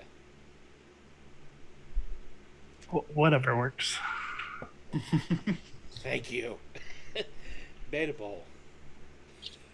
You have finally arrived at your destination, Neverwinter, also known as the Jewel of the North. It has been months since you left the Sea of Fallen Stars, and you have seen many interesting things on your journey, but this, Neverwinter. You've been looking forward to seeing the great water clock you have heard so much about. But first, you need sleep. It's been a long day of swimming to get to Neverwinter. There must be an inn or a tavern or someplace that can rent a room at a reasonable rate in the city. As you walk along the shore, you find a path that leads into the dimly lit area of Neverwinter, and you follow it. Eventually, you come to a populated area where several interesting shops line both sides of the street. Unfortunately, it's closed, and the population is merely looking through the glass windows at the products being on display and that sort of thing, but the doors have closed on most of the doors. You do, however, see that some of the shops are dress shops, antique shops. There's a flower shop, a baker, and that sort of thing. Maybe you can find one of them still open and inquire about a place to rent a bed. And then you come to a shop with a sign in a window. It's the same sign that the others have seen, just in a different window, offering transport to Bryn Shander for those willing to work once you get there. Either way,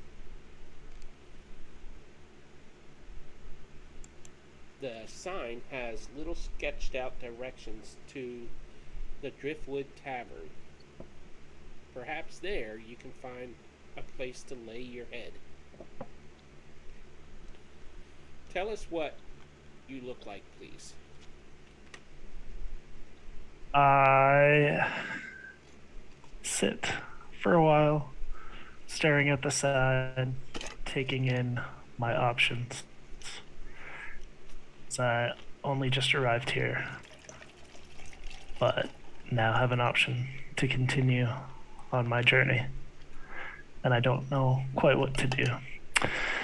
So I waddle around, arms kind of puffed out, body puffed out, and I pick the center of the street, getting in anybody's way as I let the rain just continue to pour and wash down the scales of my back.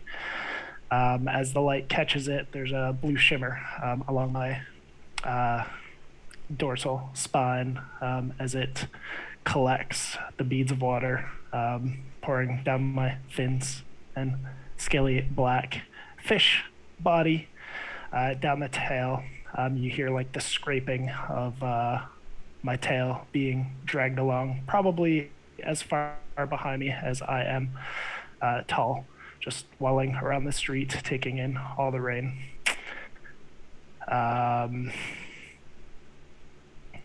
It's got this very catfish-like face, jaw gaping open in almost a grin as he's just enjoying the rain, but lost in thought as he waddles around. He's got a couple of like tied sacks kind of draped over his, doesn't really have shoulders, kind of between his no neck and fins on either arms that are kind of almost dragging on the ground behind him. And as they kind of look around almost independently, ever watching the shadows and anyone who gets too close, just these little beady blue eyes. And, excuse me.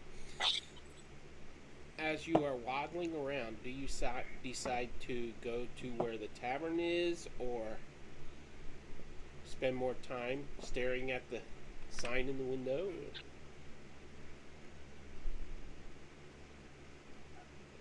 I have to go to the tavern. I just got here, but I mean, I might not have another opportunity to see some knucklehead trout or see the sea of moving ice. Okay, so as you start moving along the street, following the directions by memory, you realize that right across the street there are two people walking. And that would be Yara and Theron. And they seem to be going the same route as you. They're kind of walking as they're pointing this way and that, trying to find their way along the directions. And they're clearly looking for something as they are walking along, but they're going along the same route that you are, just on the opposite side of the street. For a second, you might feel a little paranoid that they're following you.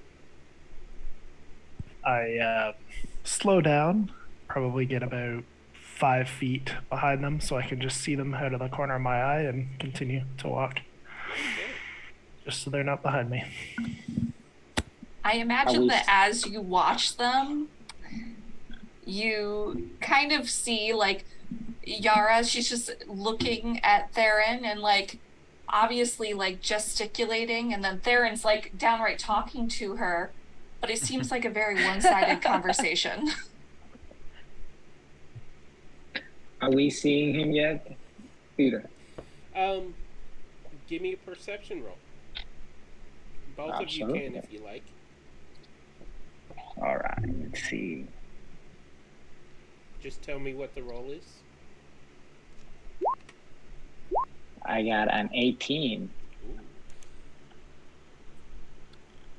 Already I got a unmodified. 6.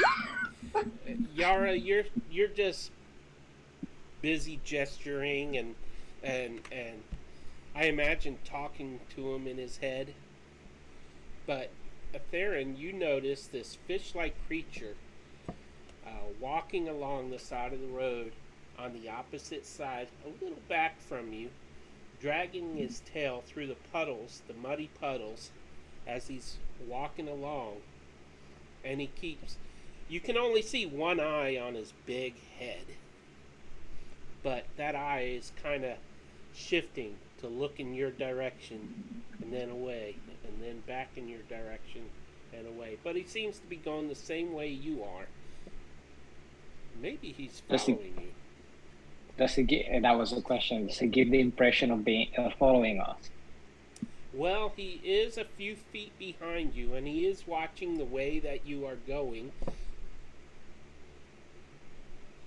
Do I identify any weapons or any gesture that might seem somewhat menacing?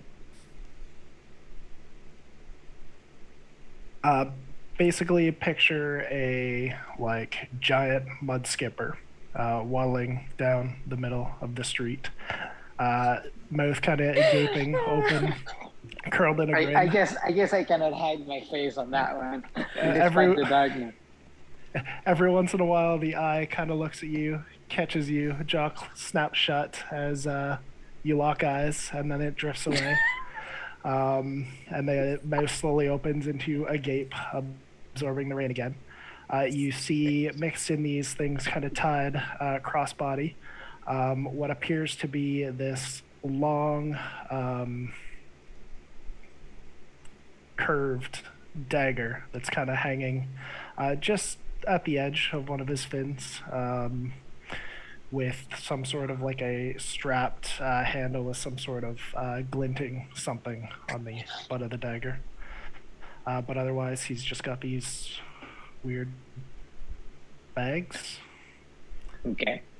Probably similar to a saddlebag, but more like a dry sack that you would see in a rowboat. So while keeping my attention semi-focused on the surrounding, I asked Yara, are you able to perceive any malicious intents from someone, even if you're not, without being intrusive into their thoughts?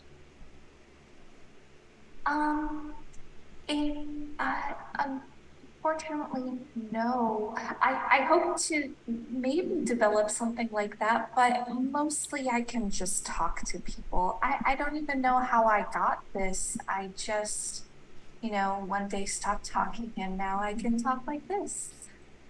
I see. Well, stay somewhat vigilant, please. Do not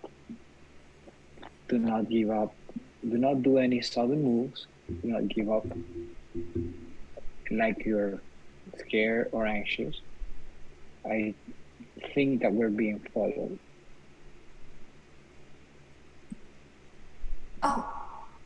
Oh, okay. And she'll pull out her, she'll kind of have her staff subtly in front of her, subtly, but not subtly at all. Noticing that we could use a little bit more subtlety, please. Okay. Don't give up on where you're. Just keep walking, and as we have been doing. She'll With not my 4, I notice nothing. Oh, you rolled a perception. I rolled a 4. Beta Ball, you look across the street at them again, and it looks like the female is using a walking stick. Mouth kind of snaps shut for a second, eyes refocus, and it slowly gapes into a smile as I stare up and collect the raindrops some more. Okay.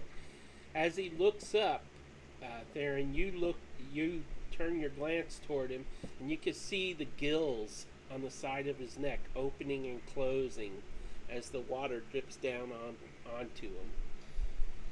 And He doesn't seem malicious at all. Just weird.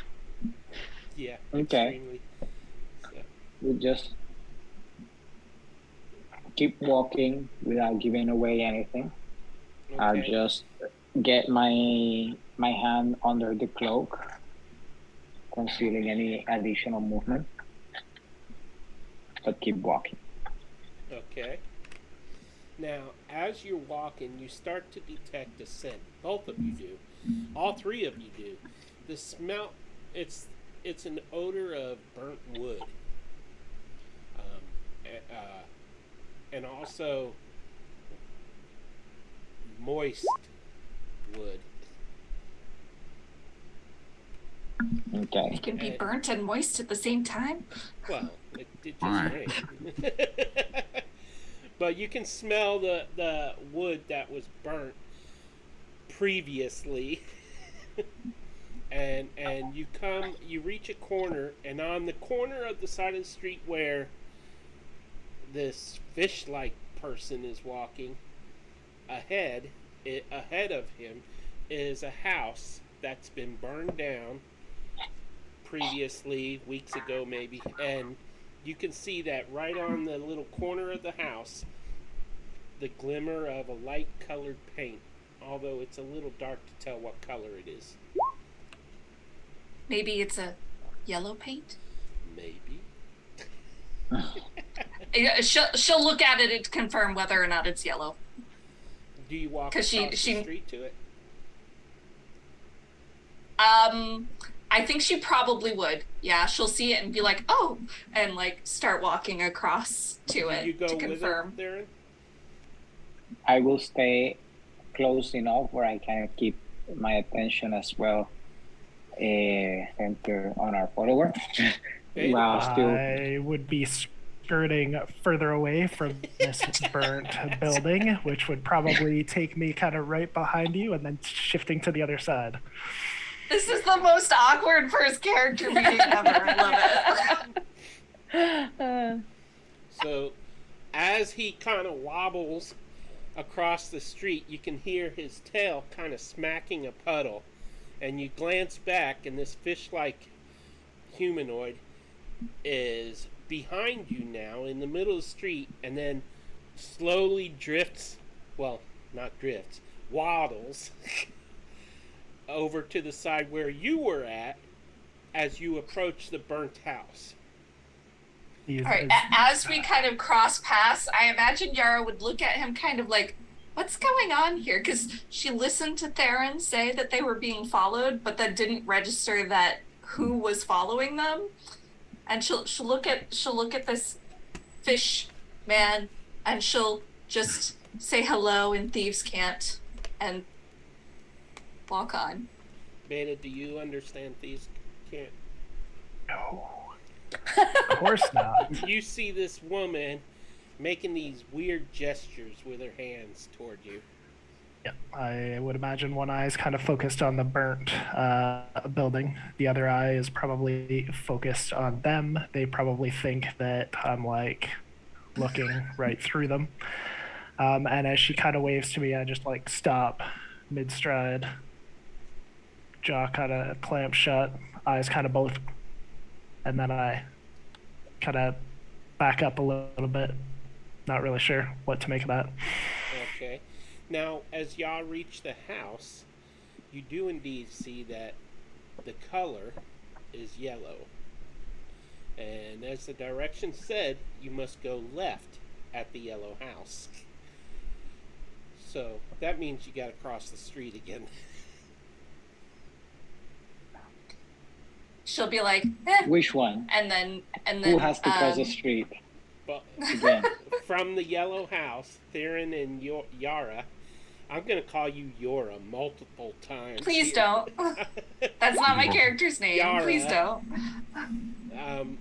The directions you were given said to turn left at the yellow house and go straight down to the docks, if I recall properly.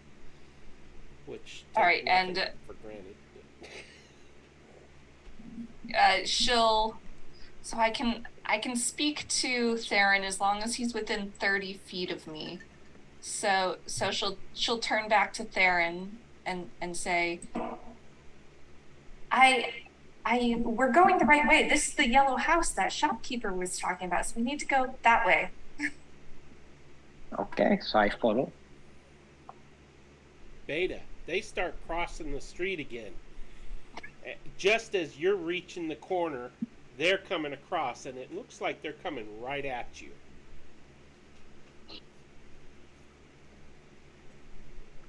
Need a map. I'm so confused. So they're crossing me to cross paths with the house. Okay, so there's two corners. The house is on this side. You crossed over to this side where they were originally, because they crossed over to look at the house. They're at the corner where the house is. You're coming up on the corner opposite. And that's when they start walking toward you. So we kind of went back on an almost circle there. So I would kind of be watching them cautiously, and that would probably be when I notice the yellow. And I kind of stop as I try and process if this is where I'm supposed to turn. Do I go straight? Do I turn? Do I go straight? And then as I see them kind of approach me, just instinct, my hand would like drop to my dagger. And I'd kind of crouch, just kind of watching. So did I perceive the movement? Yes. Both So of you do. At the moment, when I notice the movement, I stop, put one hand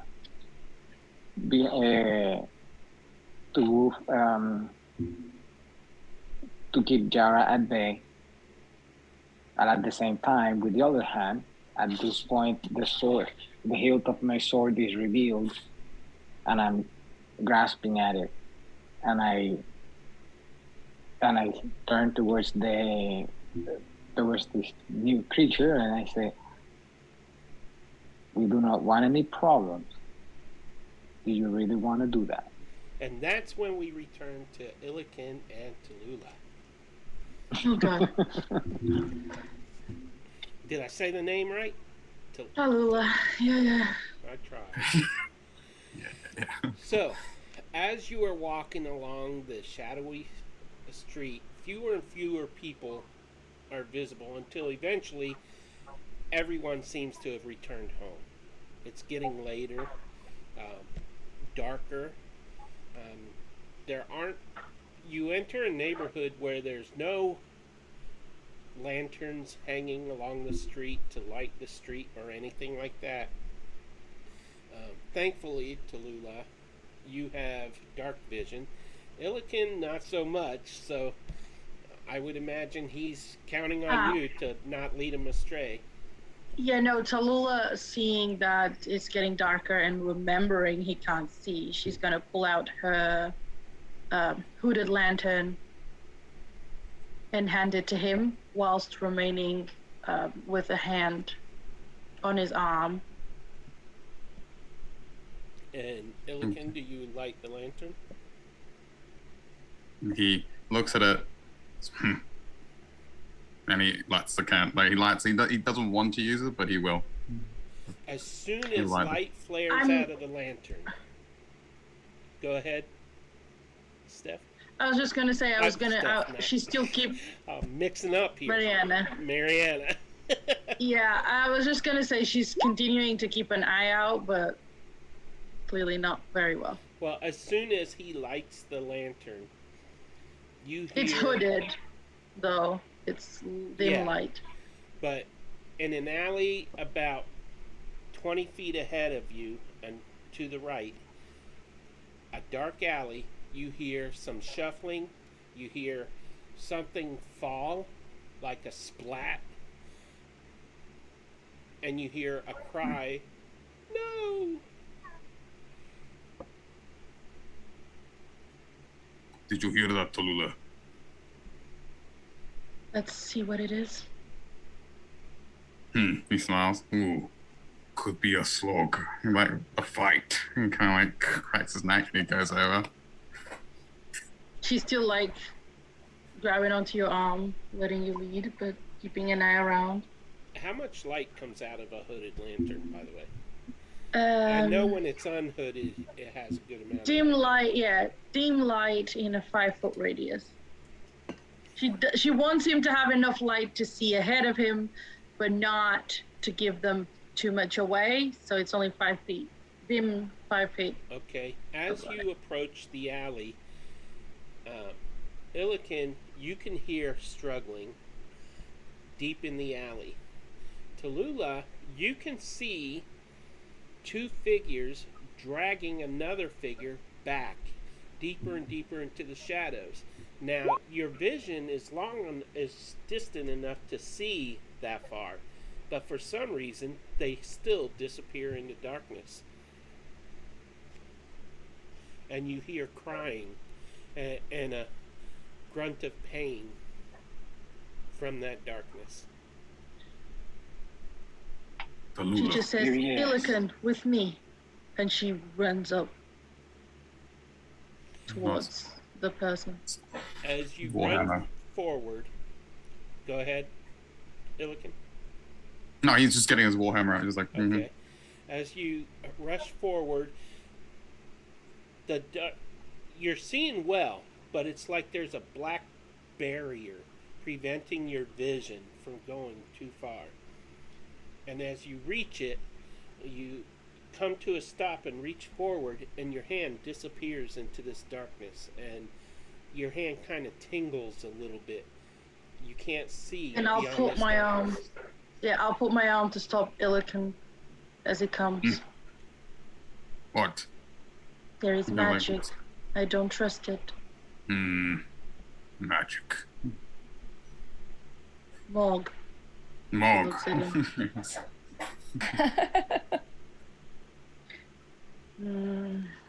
He's glares into the darkness. What do we do? Help me! No! Tallulah, so this sounds like some weakling is in trouble. What do we do? She's gonna talk towards the darkness. What seems to be the trouble here? As if she could see. She's gonna pretend.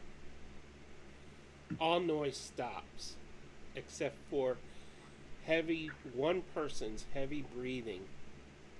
And help me.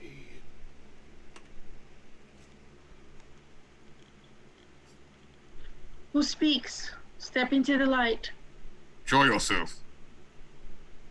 All you can hear now is ragged breathing.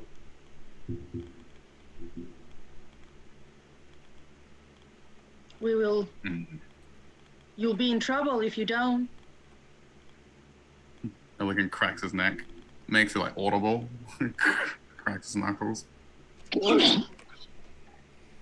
Still no response, and the breathing stops for a few seconds. Scared you, didn't I? And then you hear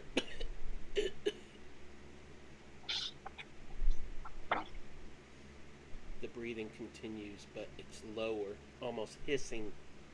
It's so low. Tallulah, stay. He's gonna walk. He's like. Yeah, she knows there's no point in trying to stop you, so she just keeps an eye on you as you disappear into the darkness.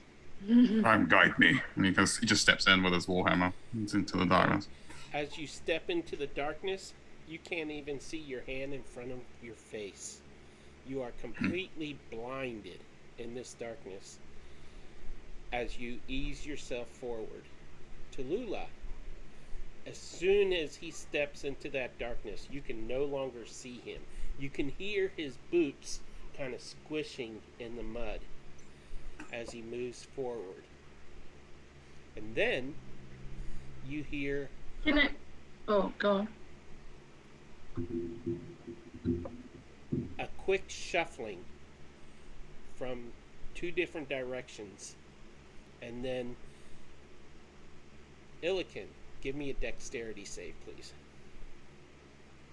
I was gonna say I wanted to, as he passed by me, to try. She knows she can't stop him.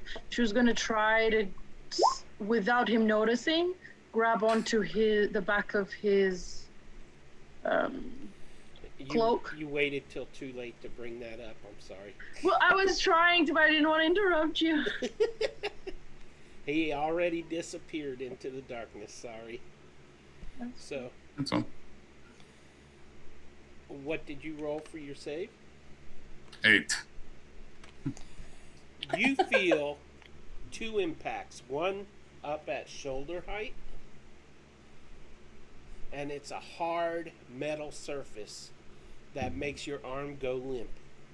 And then you feel another impact right just above your waist on your other side, and you can feel a rib crack as another hard metal surface. It just takes your breath away, and you collapse to the muddy ground, stunned. Can he speak, or is he just stunned? You Make can sound. make grunting noises. She would hear that as he gets hit. Tallulah would step into the darkness if she hears him. If she hears a big thud on the ground and him groan, Yeah. Tallulah, with both daggers in her hands. as you step forward, give me a perception roll. With disadvantage because of the darkness? No, because hearing. Hearing. 20. You hear footsteps squishing in the mud directly in front of you, about 4 feet ahead of you. You can hear deep, rugged breathing down to the ahead of you, somewhere on the ground. Okay.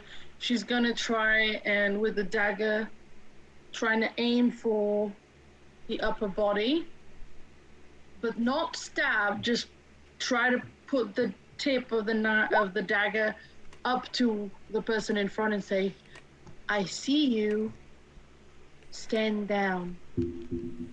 Roll to hit with your dagger. Oh, I don't want to I cut know. them. I know. Okay. Ooh, 14. Not good. You don't feel any resistance to your dagger, but you hear, it's your time, pretty lady. And then something strikes you in the back of the head and everything goes dark.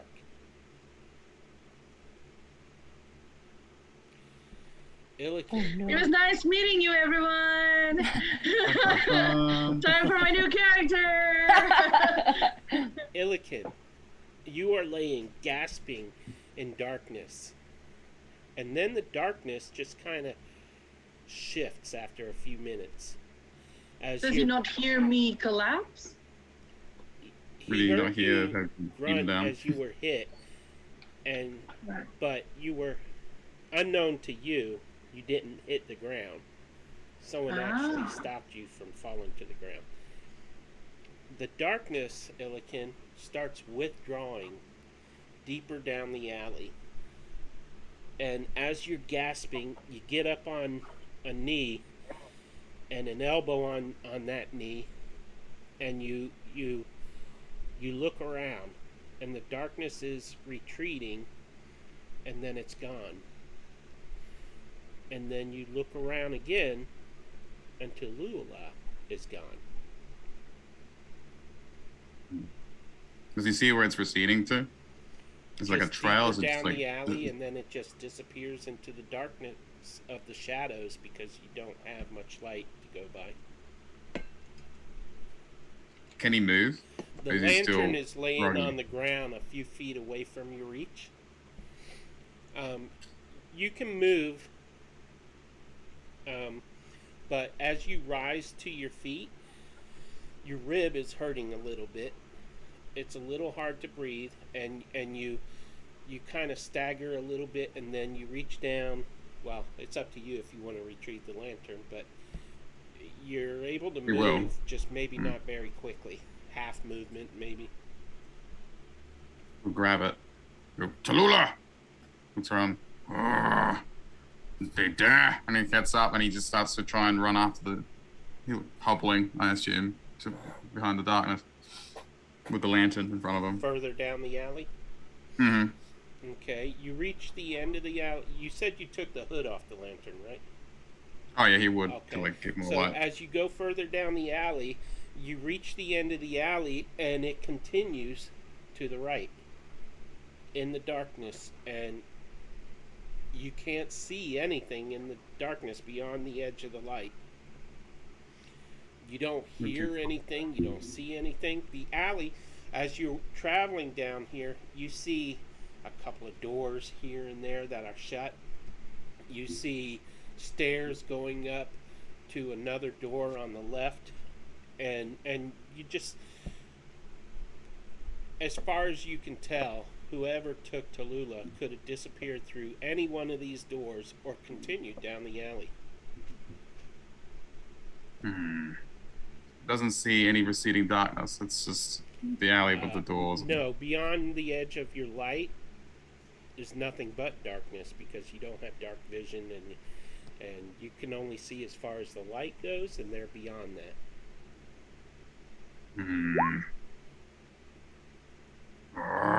This is frustrated.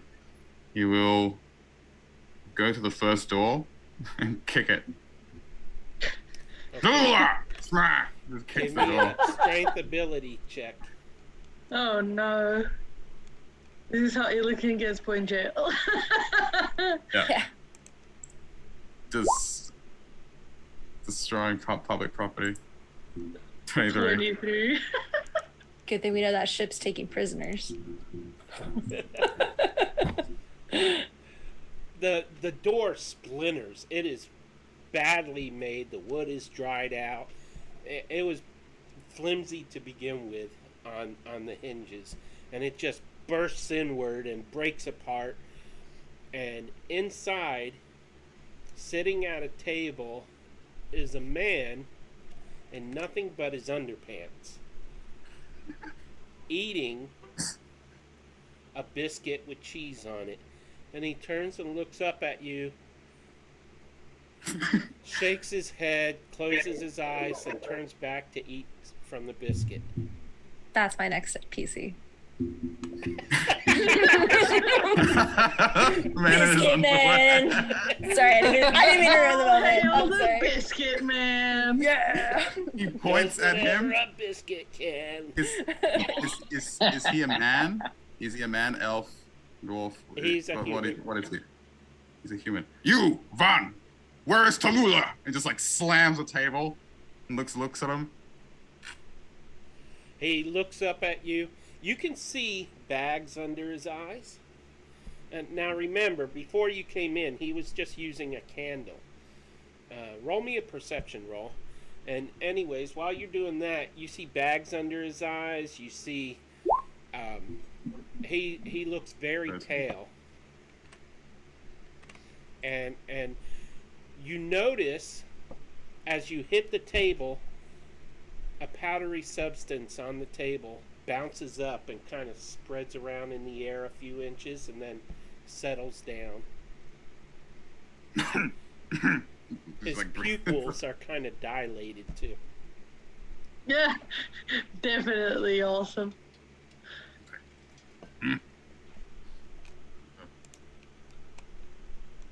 He goes, answer my question. Where is Tallulah? Who? Hey, man. Tallulah. I don't know. Is Tallulah like this new thing? Because I wouldn't mind some Tallulah if you got some. He shoves the man off his chair. The chair collapses as he's pushed to the side. He says, "Hey, man, don't take it personal. We can share." He points at him. Mog, you dishonorable man. Where is she? He's just like standing over him. Oh, she? Oh, Tallulah's a she? I don't know, man. It's like I was just here. I had some munchies, so I was like partaking, you know. You're useless. He just walks away from him. Can he look around the room? Is anything apart from this man's? There's like a makeshift sink against the wall, full of filthy dishes that still have food dried on them and stuff. That the sink is filthy. The whole room is filthy. You see a rat running across the countertop. This rat is about this big. Not counting its tail, of course. And it runs away from you and jumps off the countertop and into another room. Can Illican kind of like try and concentrate and see if he can hear movement in other parts of this house to see if they're hiding Tallulah somewhere?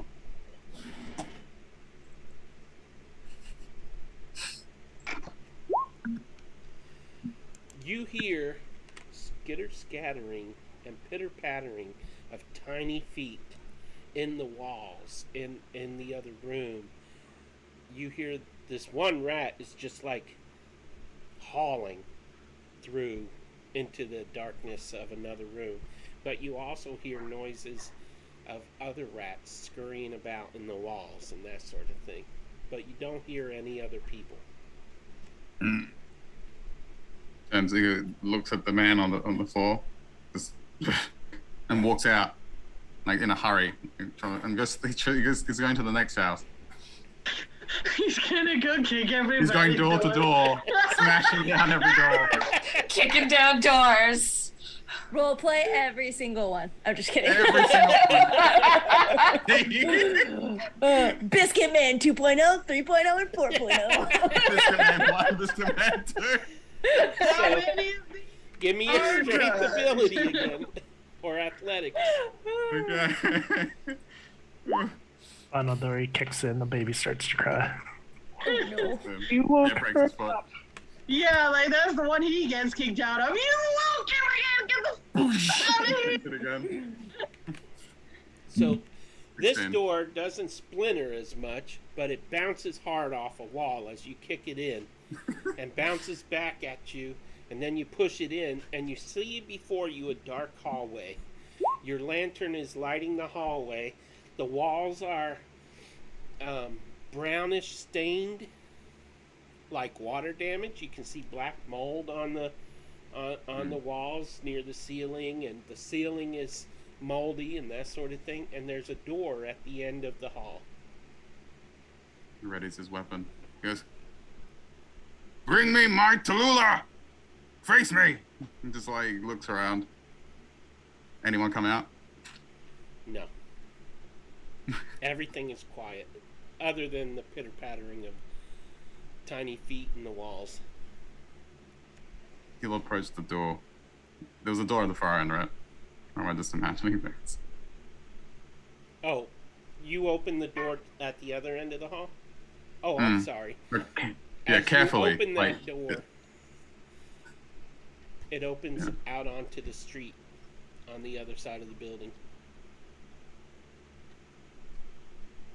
goes out to the side, looks around.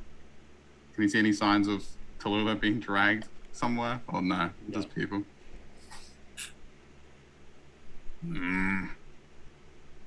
He's like, are there more doors down the side of the street as well? Is it like... There's like a bunch of steps and doors at street level going along these buildings. Excuse me, and it's a really bad neighborhood, you know, and I mean the buildings don't look very sturdy and that sort of thing.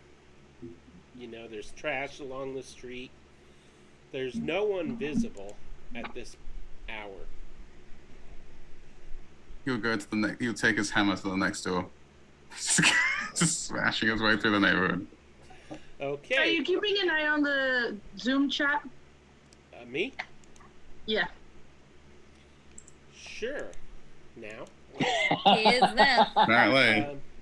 You guys have to tell him to check it. Yeah. As you approach the door, we're going to break. You see, Nice. this is Matt, how it's organic. done. Thank you. I was just like, we've been sitting here for 3 hours. I need to get up and walk for a second. No, yeah, that's Peter. That's You fine. gotta tell him to check the messages.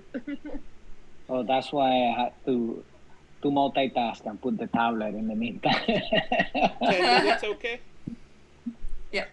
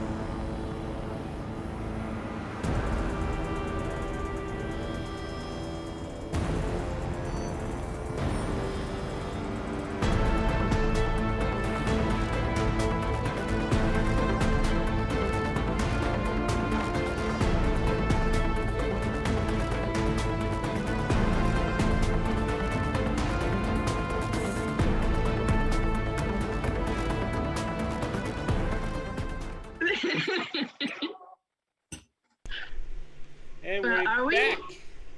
Jem will be joining us in a minute. Okay.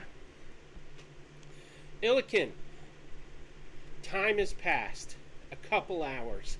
And you have been banging down doors along this street. At this point, you have a crowd of people following along at a distance, yelling and shaking brooms at you and saying, "Get out of our neighborhood!" Little old ladies are like, "I'm gonna shove my cat down your throat," and all this stuff. And they're just fed up with you, and you cannot find Tallulah. Turns to all of them. Goes, "Where is Tallulah?" He screams at all of them. He just points at all of them accusingly. "We don't know any Tallulah. Get out of here!" At this point, there's about 30 people gathered. None of them look very threatening, but somebody go get the sheriff. Mm-hmm. You're not going to be able to find Tallulah. Yeah. He steps up to that one that said, "Get the sheriff." He's like, "I dare you to fight me." Well, the one that said that was a little old lady. Yeah, he's still doing it. He's over like, just, "I dare you, 1-on-1." She gets up in your face and says, "Yeah, you're real tough taking on somebody like me. I place a curse on your knees. They will hurt you for 6 months." Smog! Like, witch! Get away! Your magics are no match for Thryme's chosen! And he just turns away. So you are at a point where you know you're not going to find her. She's gone. Maybe she escaped and could have made her way to the Driftwood Tavern.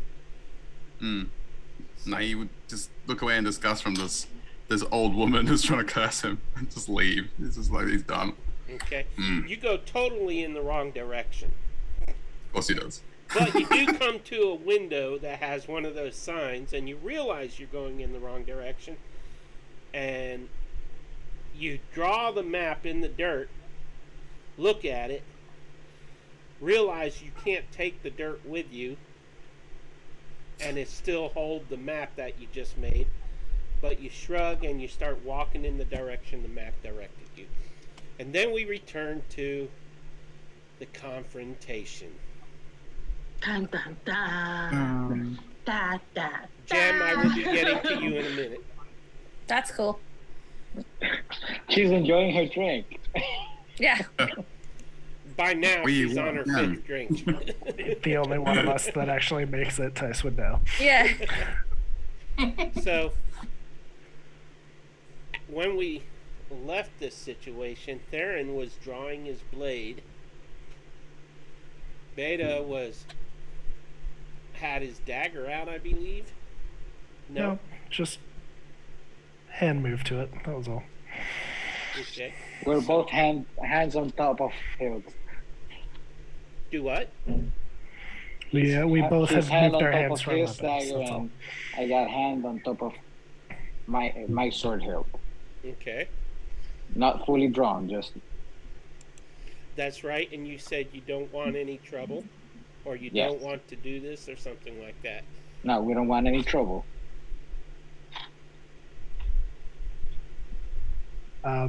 Beta's eyes and head are just shifting as he kind of backs up a few paces. Kind of looks like a fish out of water as he flaps backwards. Not food.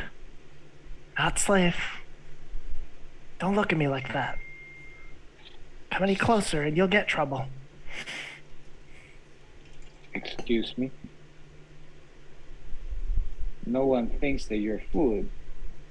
At least not me. I like Not my slave. food not moving.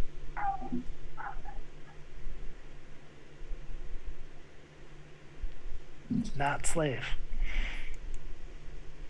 Do I look like a slaver?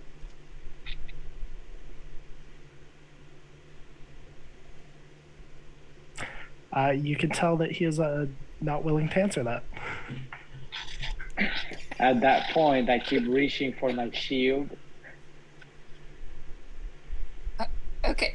And at that point, that's Yara will like stick her head out from behind Theron, because I think Theron had pushed her behind him, and look at Beta, and she'll pull out her journal and take a chance that this fish creature knows how to read common.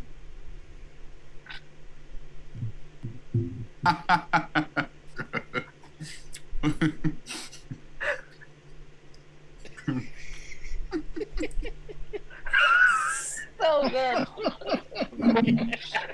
And then obviously I think she realizes it cannot read common. And she'll close it. She'll sigh. And then her eyes will flash. Like that glow gets brighter. And you'll hear. Oh, your voice went out. Just one more time.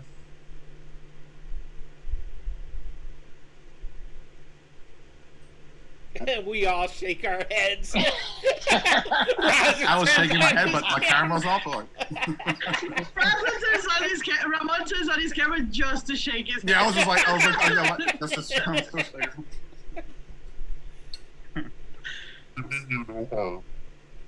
Oh, there we go. That's a bit of a scary voice there, yeah. Yeah, it's not the same voice. Ah, it's a patron.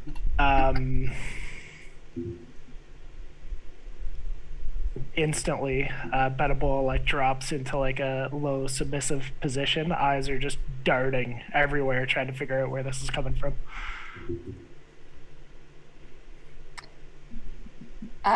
Yara will turn to Theron, and you'll hear. I don't. Oh, you went It's out. cutting you out. No, we can't hear that one. Oh man. Oh, we heard you laugh. Oh, we heard that one. Yeah. Yeah. Yeah. Oh, kind of. And we lost you again. No, Just go with regular voice and we'll get the kinks out later. Any better? Yep. Yeah. Yeah.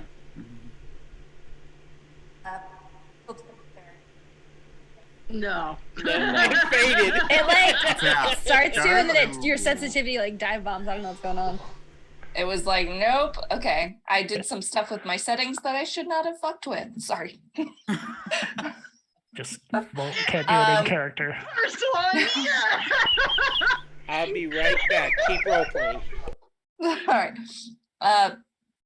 She'll turn to Theron and say in his mind, I don't think this creature means us any harm. Are we sure that it was following us? It sure looked that way. So I turned to him and I asked him, were you following us earlier?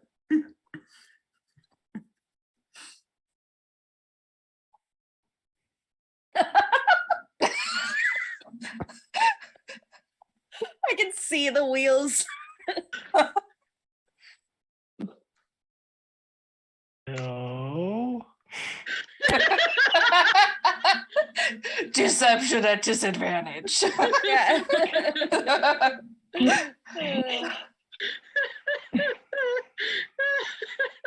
State All your right, purpose and your business, please.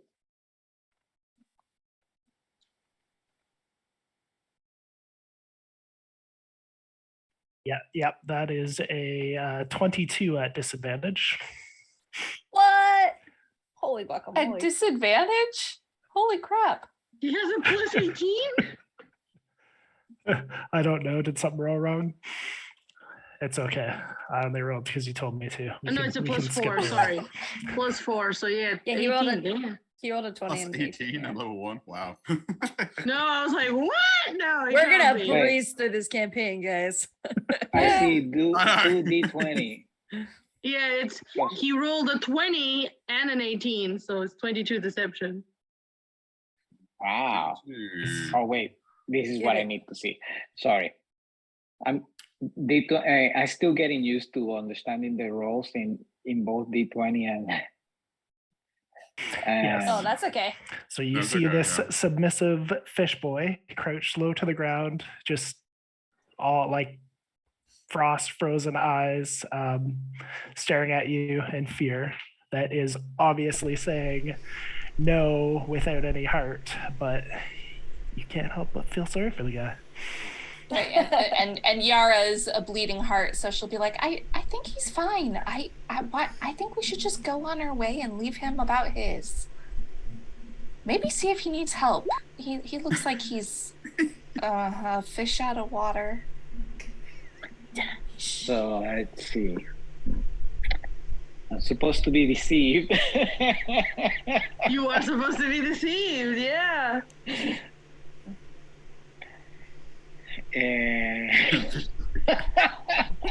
That fish joke.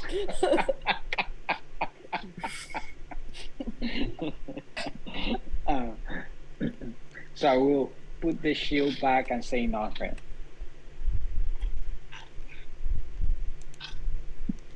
But keep And staring at me. then Yara will get slightly frustrated, and she'll turn to Theron and look him in the eyes and say, I can't talk to him, so you're going to have to. Why can you not talk to him? He didn't give me permission to talk to him.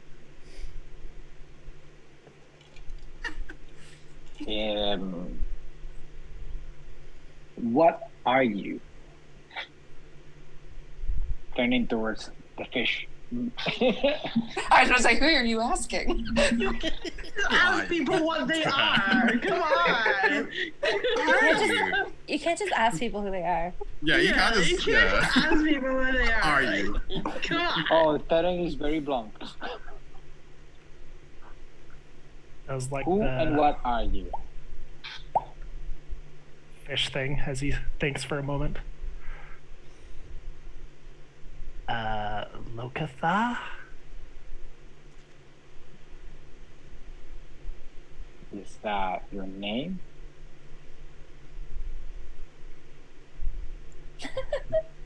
What is your name?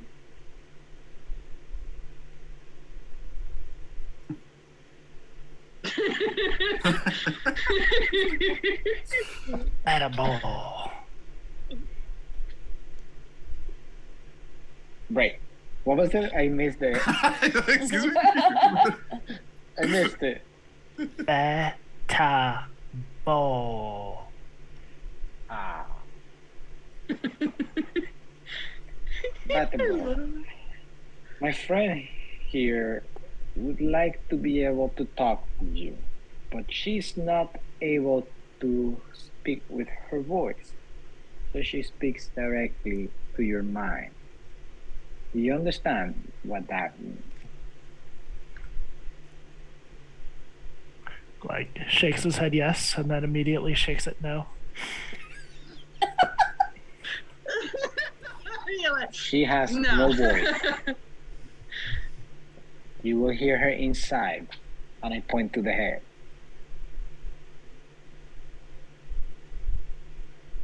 If Yara you will give turn to her Theron and be permission. like, ask him if that's okay. That's when I add, if you give her permission. And Yari will look at him and be like, Is it? I bet he's gonna be like, no. Like takes this scrawny little fin-like arm and sticks it into one of those sacks and pulls out like a lump of folded wet seaweed and just kind of holds it up. Holds it up to what are you doing? I'm holding it like towards Yara. she'll reach out. I think she would try to be like, do I know anything about these people? And is this some sort of cultural significance? You're now married to him. No. You just proposed. You accepted. I pronounce you husband and wife. Husband and kid. If you are from somewhere coastal, it would probably be food. He's offering you food. Oh. She'll take it. It's very And- moist. Great. Fresh. And she'll take a small bite So and I like try to like signal like good. So I tell Yara, I think that is his way of saying yes. You can talk to him. Okay. And then she'll speak telepathically to Beta Immediately, and he say, turns and runs, screaming. No. Unless he really wants to. she'll talk to Beta telepathically and say, "Hello, my name's Yara." His posture kind of softened for a bit, and then he like shrinks back into a submissive form. No, it's okay. It's okay. It's me. And she's like signaling to herself like it's me. The eyes like lock in on you. He kind of leans up again. We won't hurt you. Yeah.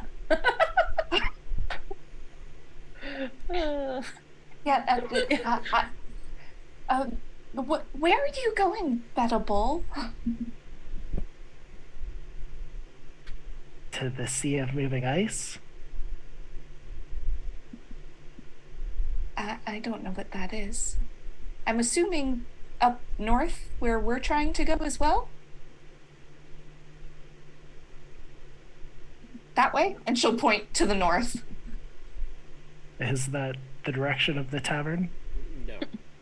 No, I'll point to the tavern. I'd be like, it's a sea of moving ice, I think. I interject. I say, I think he's pointing in the direction of the tavern, Yara. Okay, well, we all seem... All right, now, this is where it gets tricky, speaking telepathically, because I can only speak telepathically to one person at a time. So... You cannot So have she'll turn to multiple Theron comments. and say, I think you're right. Let's invite him to go with us. And then she'll turn to Beta Ball and say, I think we are headed the same place. Do you want to go together? And eyes dart all around to see who else is around and who else is watching, and the head kind of bobs. Theron, I think that's a yes. We're off to see the wizard, the Yes. wonderful Wizard of Oz. I do not know, Yara. This is my first encounter with such a creature. Not even in my training years did I ever see a creature like this. Oh. Namely, we don't actually Bettable. play. I'm sorry, bettable. Yeah, where I come from, we don't live that close to the sea. We just kind of looks at you in disbelief that somebody could live not close to the sea. All right, and at that, as we're all kind of just standing around awkwardly, Yara will be like, okay, and she'll just walk toward in the direction of the tavern and just gesture for them both to come on. So I follow. So Beta will fall, but as he starts to inevitably fall behind, he does his like little chimp hop with his long arms and his little legs, just kind of pop, pop, pop, skips along behind them to catch up. So after about 15 minutes, you see the tavern. It's got a faded wooden sign. Justine, you'll be coming on in a sec, and there's a drunkard stumbles out through the door, leaves the door open, almost falls into the mud, catches himself and kind of staggers down the street in the opposite direction. Can I just say, Yara, you'll be happy to know that someone knows thieves can't.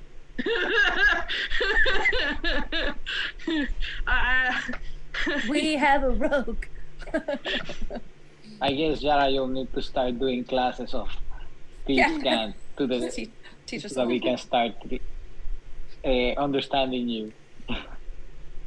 So do y'all go into the tavern? Yes. Yes. Okay. Beta would like walk from one side to the other, kind of studying it for potential exit points. Kind of head up to the door, do the same, and then go in once he knows where all the escape routes are. Inside Gem, well, not inside Gem, but inside the tavern, Gem, you are in the middle of a drinking game. Magical ultrasound. You are in the middle of a drinking game, sitting at a table with a bunch of drunkards, and across the table from you is another drunkard. He finishes guzzling down a tankard of ale, turns it over and puts it on the table, and just kind of starts to drift to the side, and then straightens himself and grins. He's missing several teeth, and he seems to still be awake. And it is your turn to drink. Boy. I'm sorry, for context, am I like just sitting down? Have I been drinking a while? Like, Yeah. I've been You've drinking a already while. won multiple drinking contests, so you've got quite a bit of fluid in you. Heck yeah, alright, cool. She Was just this like consensual? I had no idea. I'm ready. Okay. Yeah, you just like see her little boots with her claws sticking out or up on a different chair. She's very relaxed and just kind of like singing like through her beak, and then just very elegantly pours it back again, and then just puts it down and goes, "That is another one for me. You have to buy me another drink. That was the deal." She's like totally fine, even though she's been drinking. So you drain the tankard? Yep. Okay, give me a Constitution save. Here we go. Can I have advantage due to my backstory? Yes. Hey! Nice. That's a 21. Woo! She is fine. You grin across the table. You are not missing teeth because you have a beak. and you flip the tankard over, and you're not affected at all. You don't sway to either side. The guy across the table from you kind of grunts. At that moment, the door, which is standing open from the person leaving who you beat last time, Jum's taking over this walk bar. a fishy-looking dude, A half elf and a cloak. yeah, that. So, and the guy across from you is grunting, and the barmaid puts a tankard of ale in front of him on the table, and he lifts it up, and he looks across the table at you and gives that toothy grin again, and he starts tilting that thing back and back and back until he tumbles out of his chair unconscious. She lifts up a wing, The uses crowd like cheers. this beautiful wing up, and she goes, "I'm taking more tickets if anyone would like to try, but you have to buy me a drink." And she just winks. They all go, "Well, I've seen enough. I've seen enough," and they turn away. And Yara will see it and she'll clap politely. I think she looks at Yara and she like does a bow, like you see her with her wings come out. And she's the kind of Aarakocra that has both wings and arms. So just to, because some have like the arms connected to the wings, so she To has the wings. both extremities. And yeah. So at that moment, another figure walks into the tavern. A big figure. Not the biggest you've seen. Among his kind, he might be considered a runt. But he's a big one. He walks in, and what does Illiken say as he walks in? Walks in. Goes up to the bar. Helsingren, meat now. To the like he goes, hi, beer now. I think Jem also walks up to the bar right next to him and is like, "Oh, one for me too, please." I'm cutting you off. You're chasing away my other customers. Was there about that many drinks if I wasn't here? Okay, one more. Thank you. So he puts 2 tankards of ale down. What are the rest of you doing? I'm just walking in and taking in the surrounding, looking around. What Bearable did from the outside, I'm doing it from the inside, and also taking into account the crowd. Okay. I bob approvingly as I made good friends. I think Yara would look around the tavern. I'm assuming that when she was in the caravan, the woman that she kind of made friends with at the caravan would have told her what the captain looked like. Yes, but you don't seem to see him at the moment. But you're quite certain this is the right tavern. All right. She'll turn to Theron and say, I'm going to try because I was playing with settings, and say, I do not see the captain. We'll need to ask for the captain then. Did you say the captain? Oh, sorry. You're not by me, are you? Never mind. I thought we were all at the bar. Sorry. No, Plus she she told me talks in her head. telepathically. Yeah, my bad.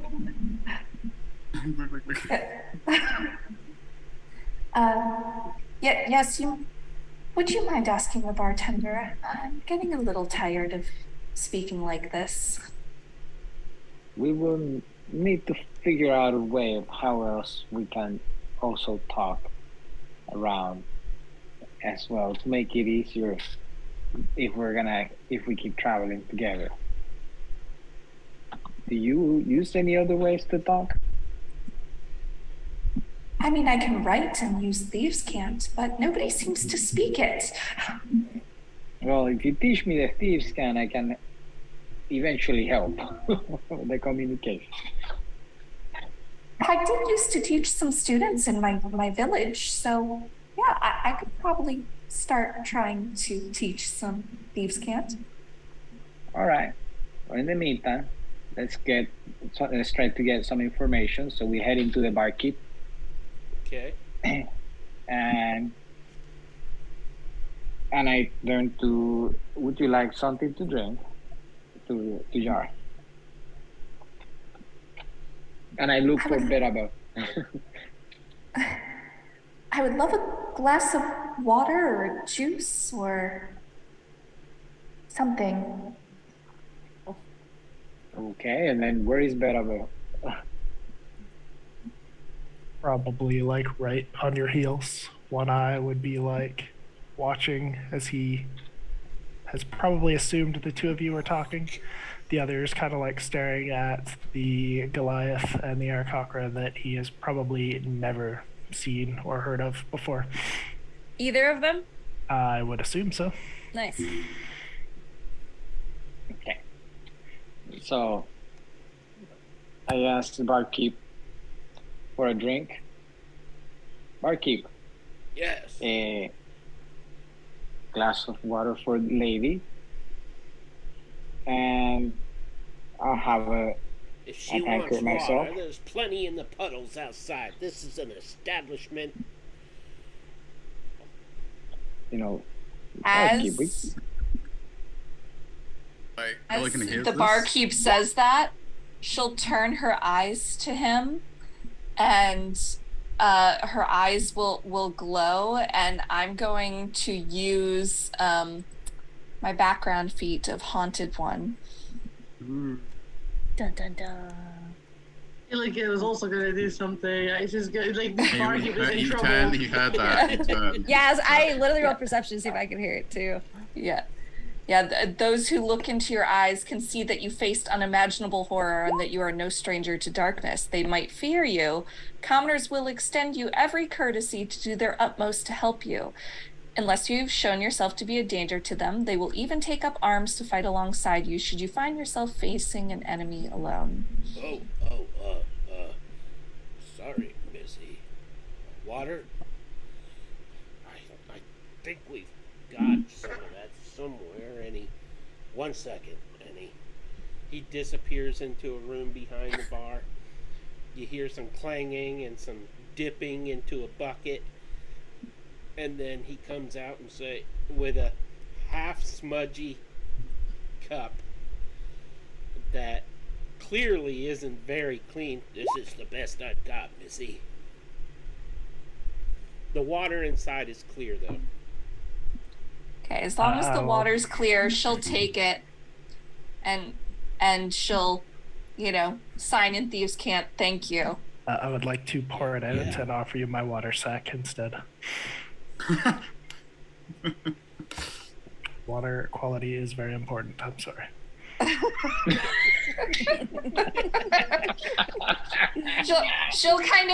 she'll turn her head at Bedaball and take it, and then also sign thank you. and she'll reinforce the sign by saying thank you, Bedaball. He looks like he's blowing kisses as he tries to. Oh.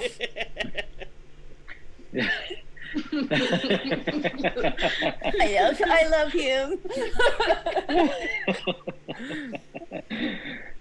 Barkeep, as you prepare my tankard of ale, can you please provide us some information? Sure.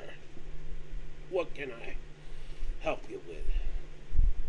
We have seen some signs posted all around town about travel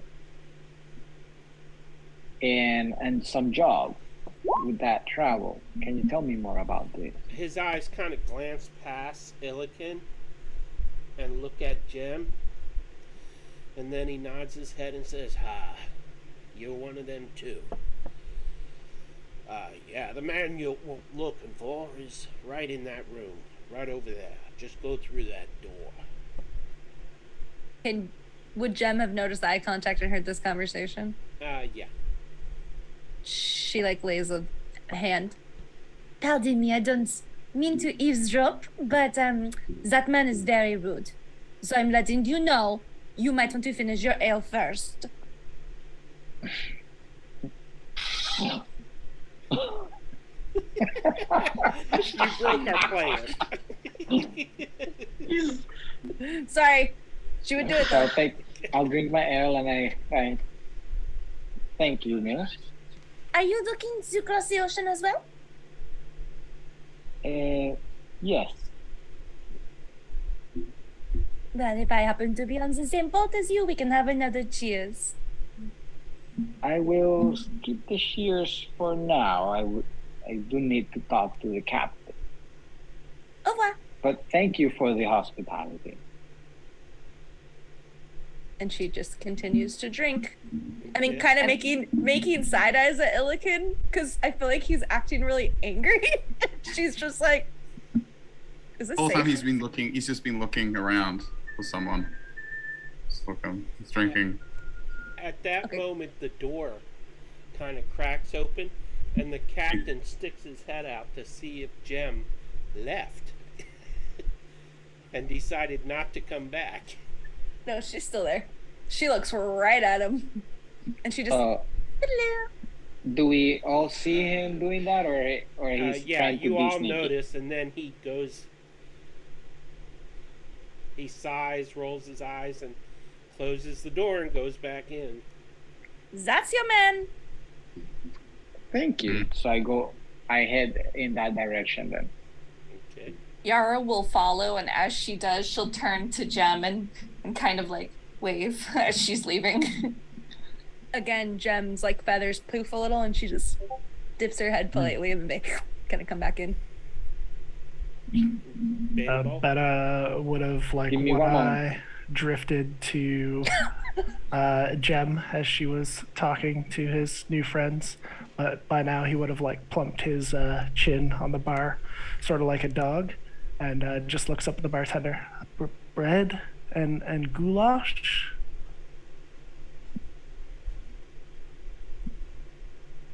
You saying this to who? To the bartender. Bartender. The bartender. Yes, you, Peter.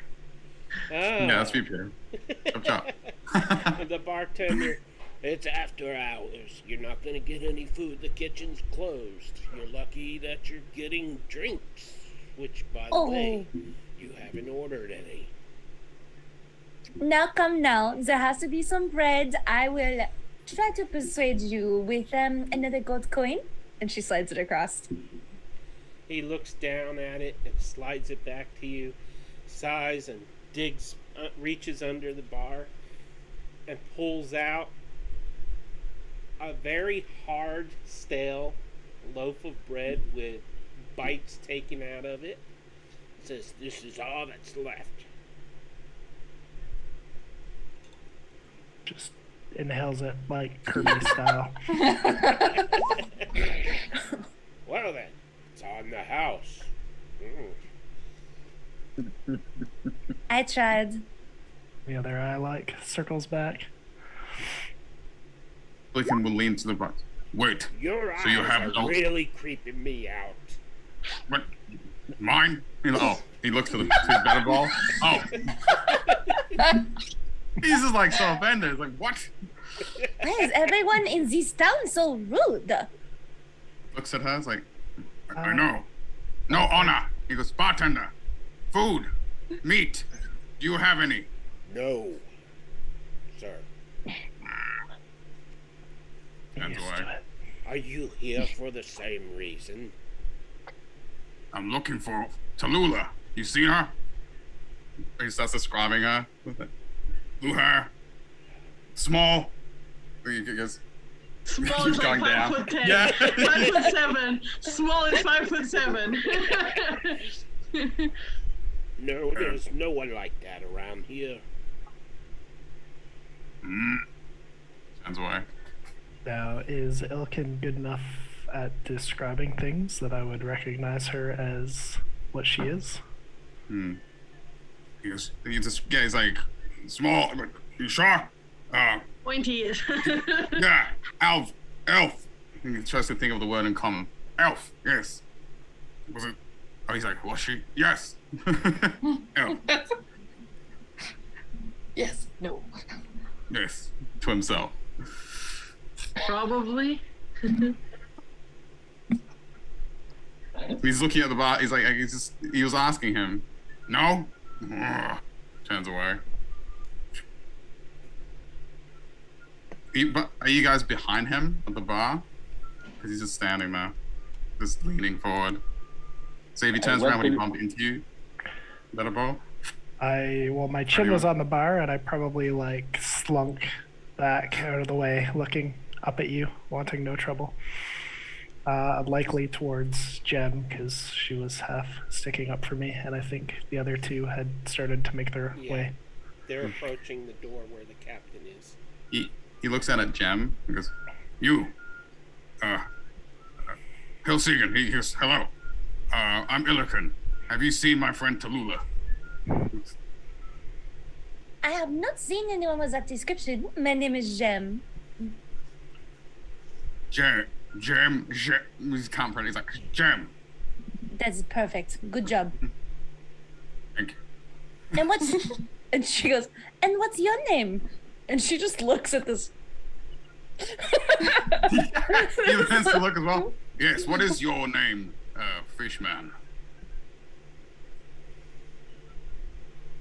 It's up and down. I respect if you don't want to answer. Like one eye immediately like darts towards Theron and Yara as I'm like, bettable. Bettable. Bettable. Bettable. Yes, got it. Have you seen my friend? He's just straight in Bettable's face.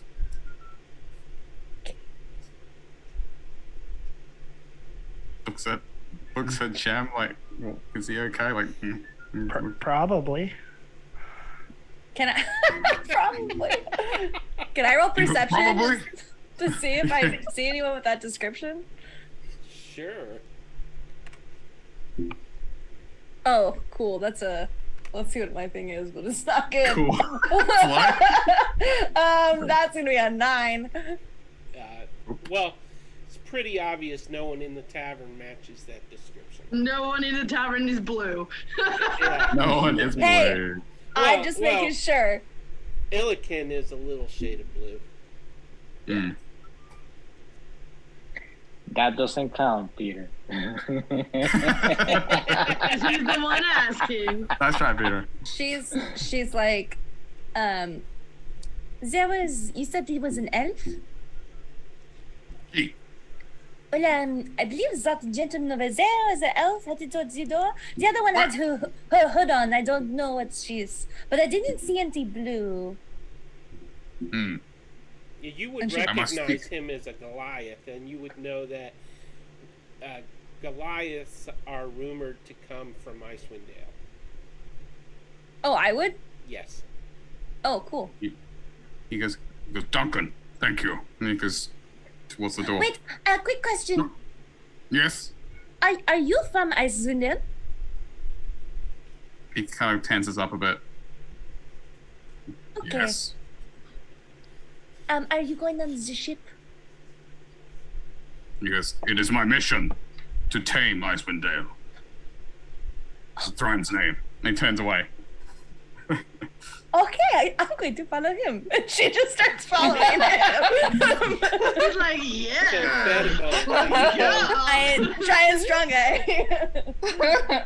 I would assume I would do my little fish skip back over to Yara as quickly as possible. Like, get out of here, get out of here. It's like, Jen is like, let's go. Roberta's like, ow, ow, ow. I imagine like if Yara, as they were leaving and saw that Betaball didn't follow, she would like try and make eye contact with one of his eyes and like wave him over. That's like the rabbit in the headlights. As soon as I think nobody's looking, just So as you all enter this room, you see the same thing that Justine saw when Jem entered the room. It's a huge conference table type of setting, chairs all around it. The captain looks not grungy, but scurvy, and he's got a long blackish mustache and beard, touched with gray hairs, and he looks up as you all enter, and he sees Jem entering behind a long line of folks of various types or personalities. She always, even though she has a beak, you can tell she's like smiling. Like it's just her feathers kind of like make it so she's very expressionate, even though she's an Aarakocra. He looks up and he says, "I seen the signs, have you?" So I turned to the barkeep. Yes, I read the signs. Can you give us more information about that? My friend the sheriff up there in Bryn Shander has some problems with crime that lead to other areas of the Ten Towns. He and his deputies can't leave Bryn Shander, so he needs to hire somebody to handle his business. So, Unless you want to pay 500 gold apiece to ride on my ship. so the problem is crime problem. Various Is that- problems, yes. He Oh, I kind love of how he gets makes sure information. his letter is stuffed deep in his pocket so no one can read it. I would. So as pondering on that answer. So there's people who are just breaking the law and doing all kinds of heinous acts and getting worked up at that while commenting on it. Well, How come the sheriff has not controlled that? He's the bastion of law. He should control it. only in the city. I mean, Bryn Shander is the biggest city of them all. The biggest of the 10 towns. And his what's the word, Judah?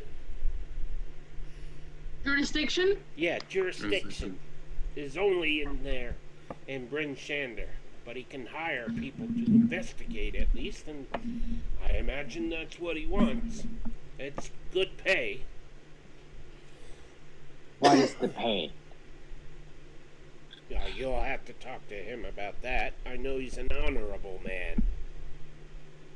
So I would like to run a perception check and see if he's telling me, or if That would be insight. an insight. Okay, so let's see. We're all in the captain's room right now, Yes. except Tallulah. Oh, Yep. epic. I told you guys I was gonna be very little part of this. 7. As far as you can tell, he's told you everything he knows to tell you. And then he continues and he says, now if you agree to go work for the sheriff, earn your keep, he's a friend of mine and I will transport you, and he told me to give you cold weather clothing so you don't freeze to death up there. Okay. Do I perceive in him any mannerisms or anything that would give him aware of? No, he might not be telling you everything. But I cannot tell yet. He doesn't mean any evil intent or anything. He's just Okay. He's probably withholding because there might be more risk to the job, or he might suspect it. But Okay. it's not his place to tell you. Let me see something real Okay. I think Damir would pick up on something potentially that he's not being fully truthful. Who? My quarry. What's a quarry? It's a place where you harvest rocks. No, All right. it's the Kalashtar spirit. Yeah. I know. Could I try to roll an insight on him? Sure. Roll it with advantage. Okay. 21. Ooh. You sense he isn't lying. He's definitely knows more than he lets on. And he probably, you 5 are the only ones that have shown up from all those signs all over town. No one else wants to go to Icewind Dale. So he doesn't want to scare any of you off. So he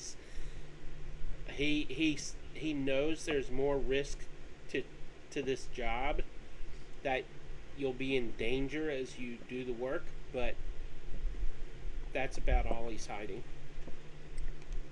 All right. Yara will lean in on the table. Again, those eyes flash, and you hear, What are you not telling us? Sheesh, man! I'm so creeped out right now. Oh. PM broken. And we're done for the night. I just wet myself. Um,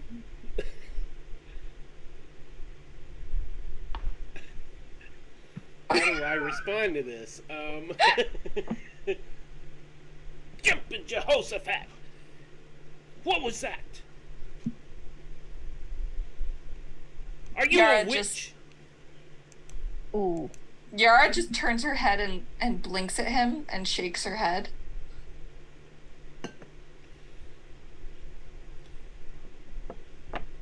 Which? And then, like, just looks at him expectantly.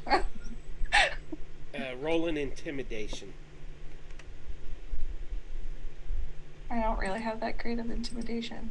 Right. And as that is going on, I will start getting even more worked up at the fact that there's lawlessness around the main town and it has not been controlled.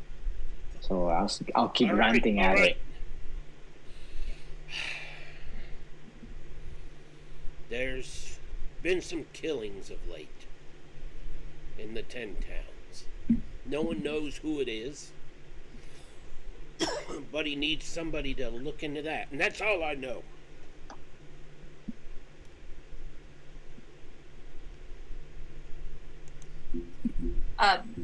Okay, if nobody else is gonna say anything, Yara will pull out a piece of paper and she'll scribble with her pen. And on it, she'll say, who's being killed. Oh.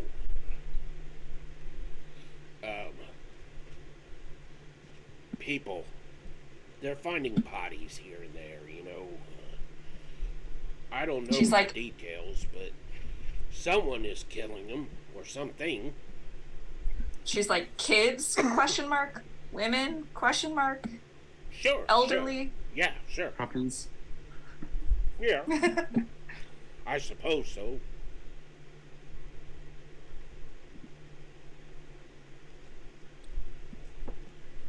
I'd just Okay, like to Hang on. say. one more thing. Oh.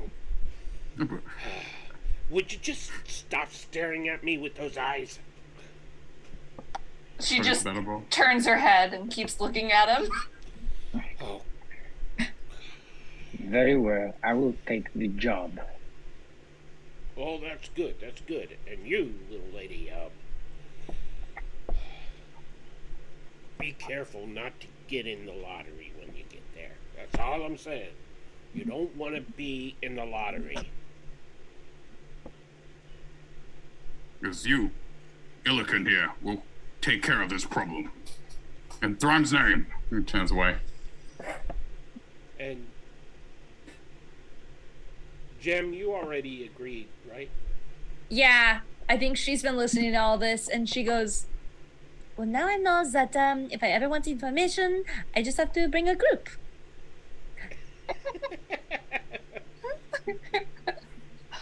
So Theron, Illican, and Jem have agreed. Beta and Yara. Do you agree? I mean, Yara will agree. Yeah. Well, Beta Bull, his eyes kind of locked onto the captain when he mentioned 10 towns, and he just kind of breathed out, "Knucklehead." But it's one of those drawn out where you go until you run out of air, but because he breathes through gills, he doesn't run out of air, so it's just going on in the background. And then when you mention transport, his head starts bobbing, and then when everything else is going on, he kind of like submissive position, but he's still like. I thought her eyes bugged me. Okay. You, lady with strange yellow eyes. You have to stop telling people they are strange.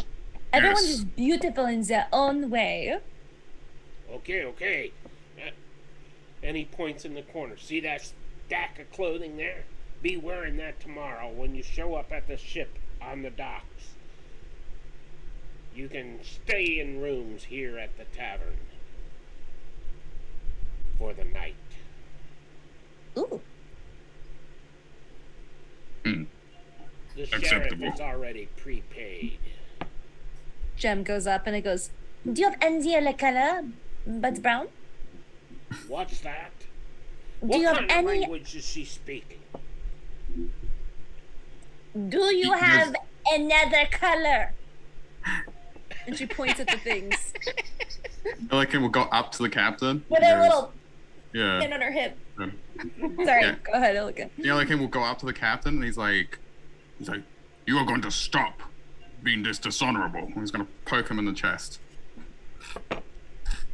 And you're going to give me a different color. You're going to get her a different color. I like We've only got white. Oh, I could do white. And she puts it on. She looks at him. You sure? He looks at him. It's Lucky really man. baggy on you. Yeah, she's quite small. So, off with y'all. Go get your room keys and don't miss the ship in the morning. And so, he ushers you all out the door. You get your keys from the bartender. You each have your own room upstairs. And that is where we will stop for the night. Perfect. We're quite a party, guys. Am I talking like way too fast, or was that in character? No, it's perfect. I have a hearing I love problem, so slow especially down. if people talk rapidly. So, Okay. but I was just making sure that I was actually no, you're doing great. intelligible.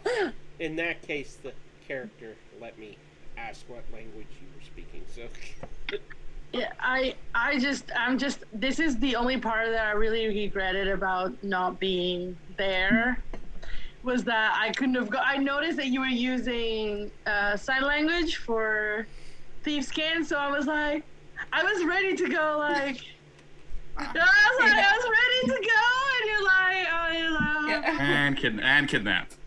Yeah. And goodbye. so real quick, for the viewers who get to see this, this has been session 0 of the Frostmaiden campaign, and we will have session 1 very soon. The intent was to end on a cliffhanger, but we didn't have enough time, so expect some major events in session 1.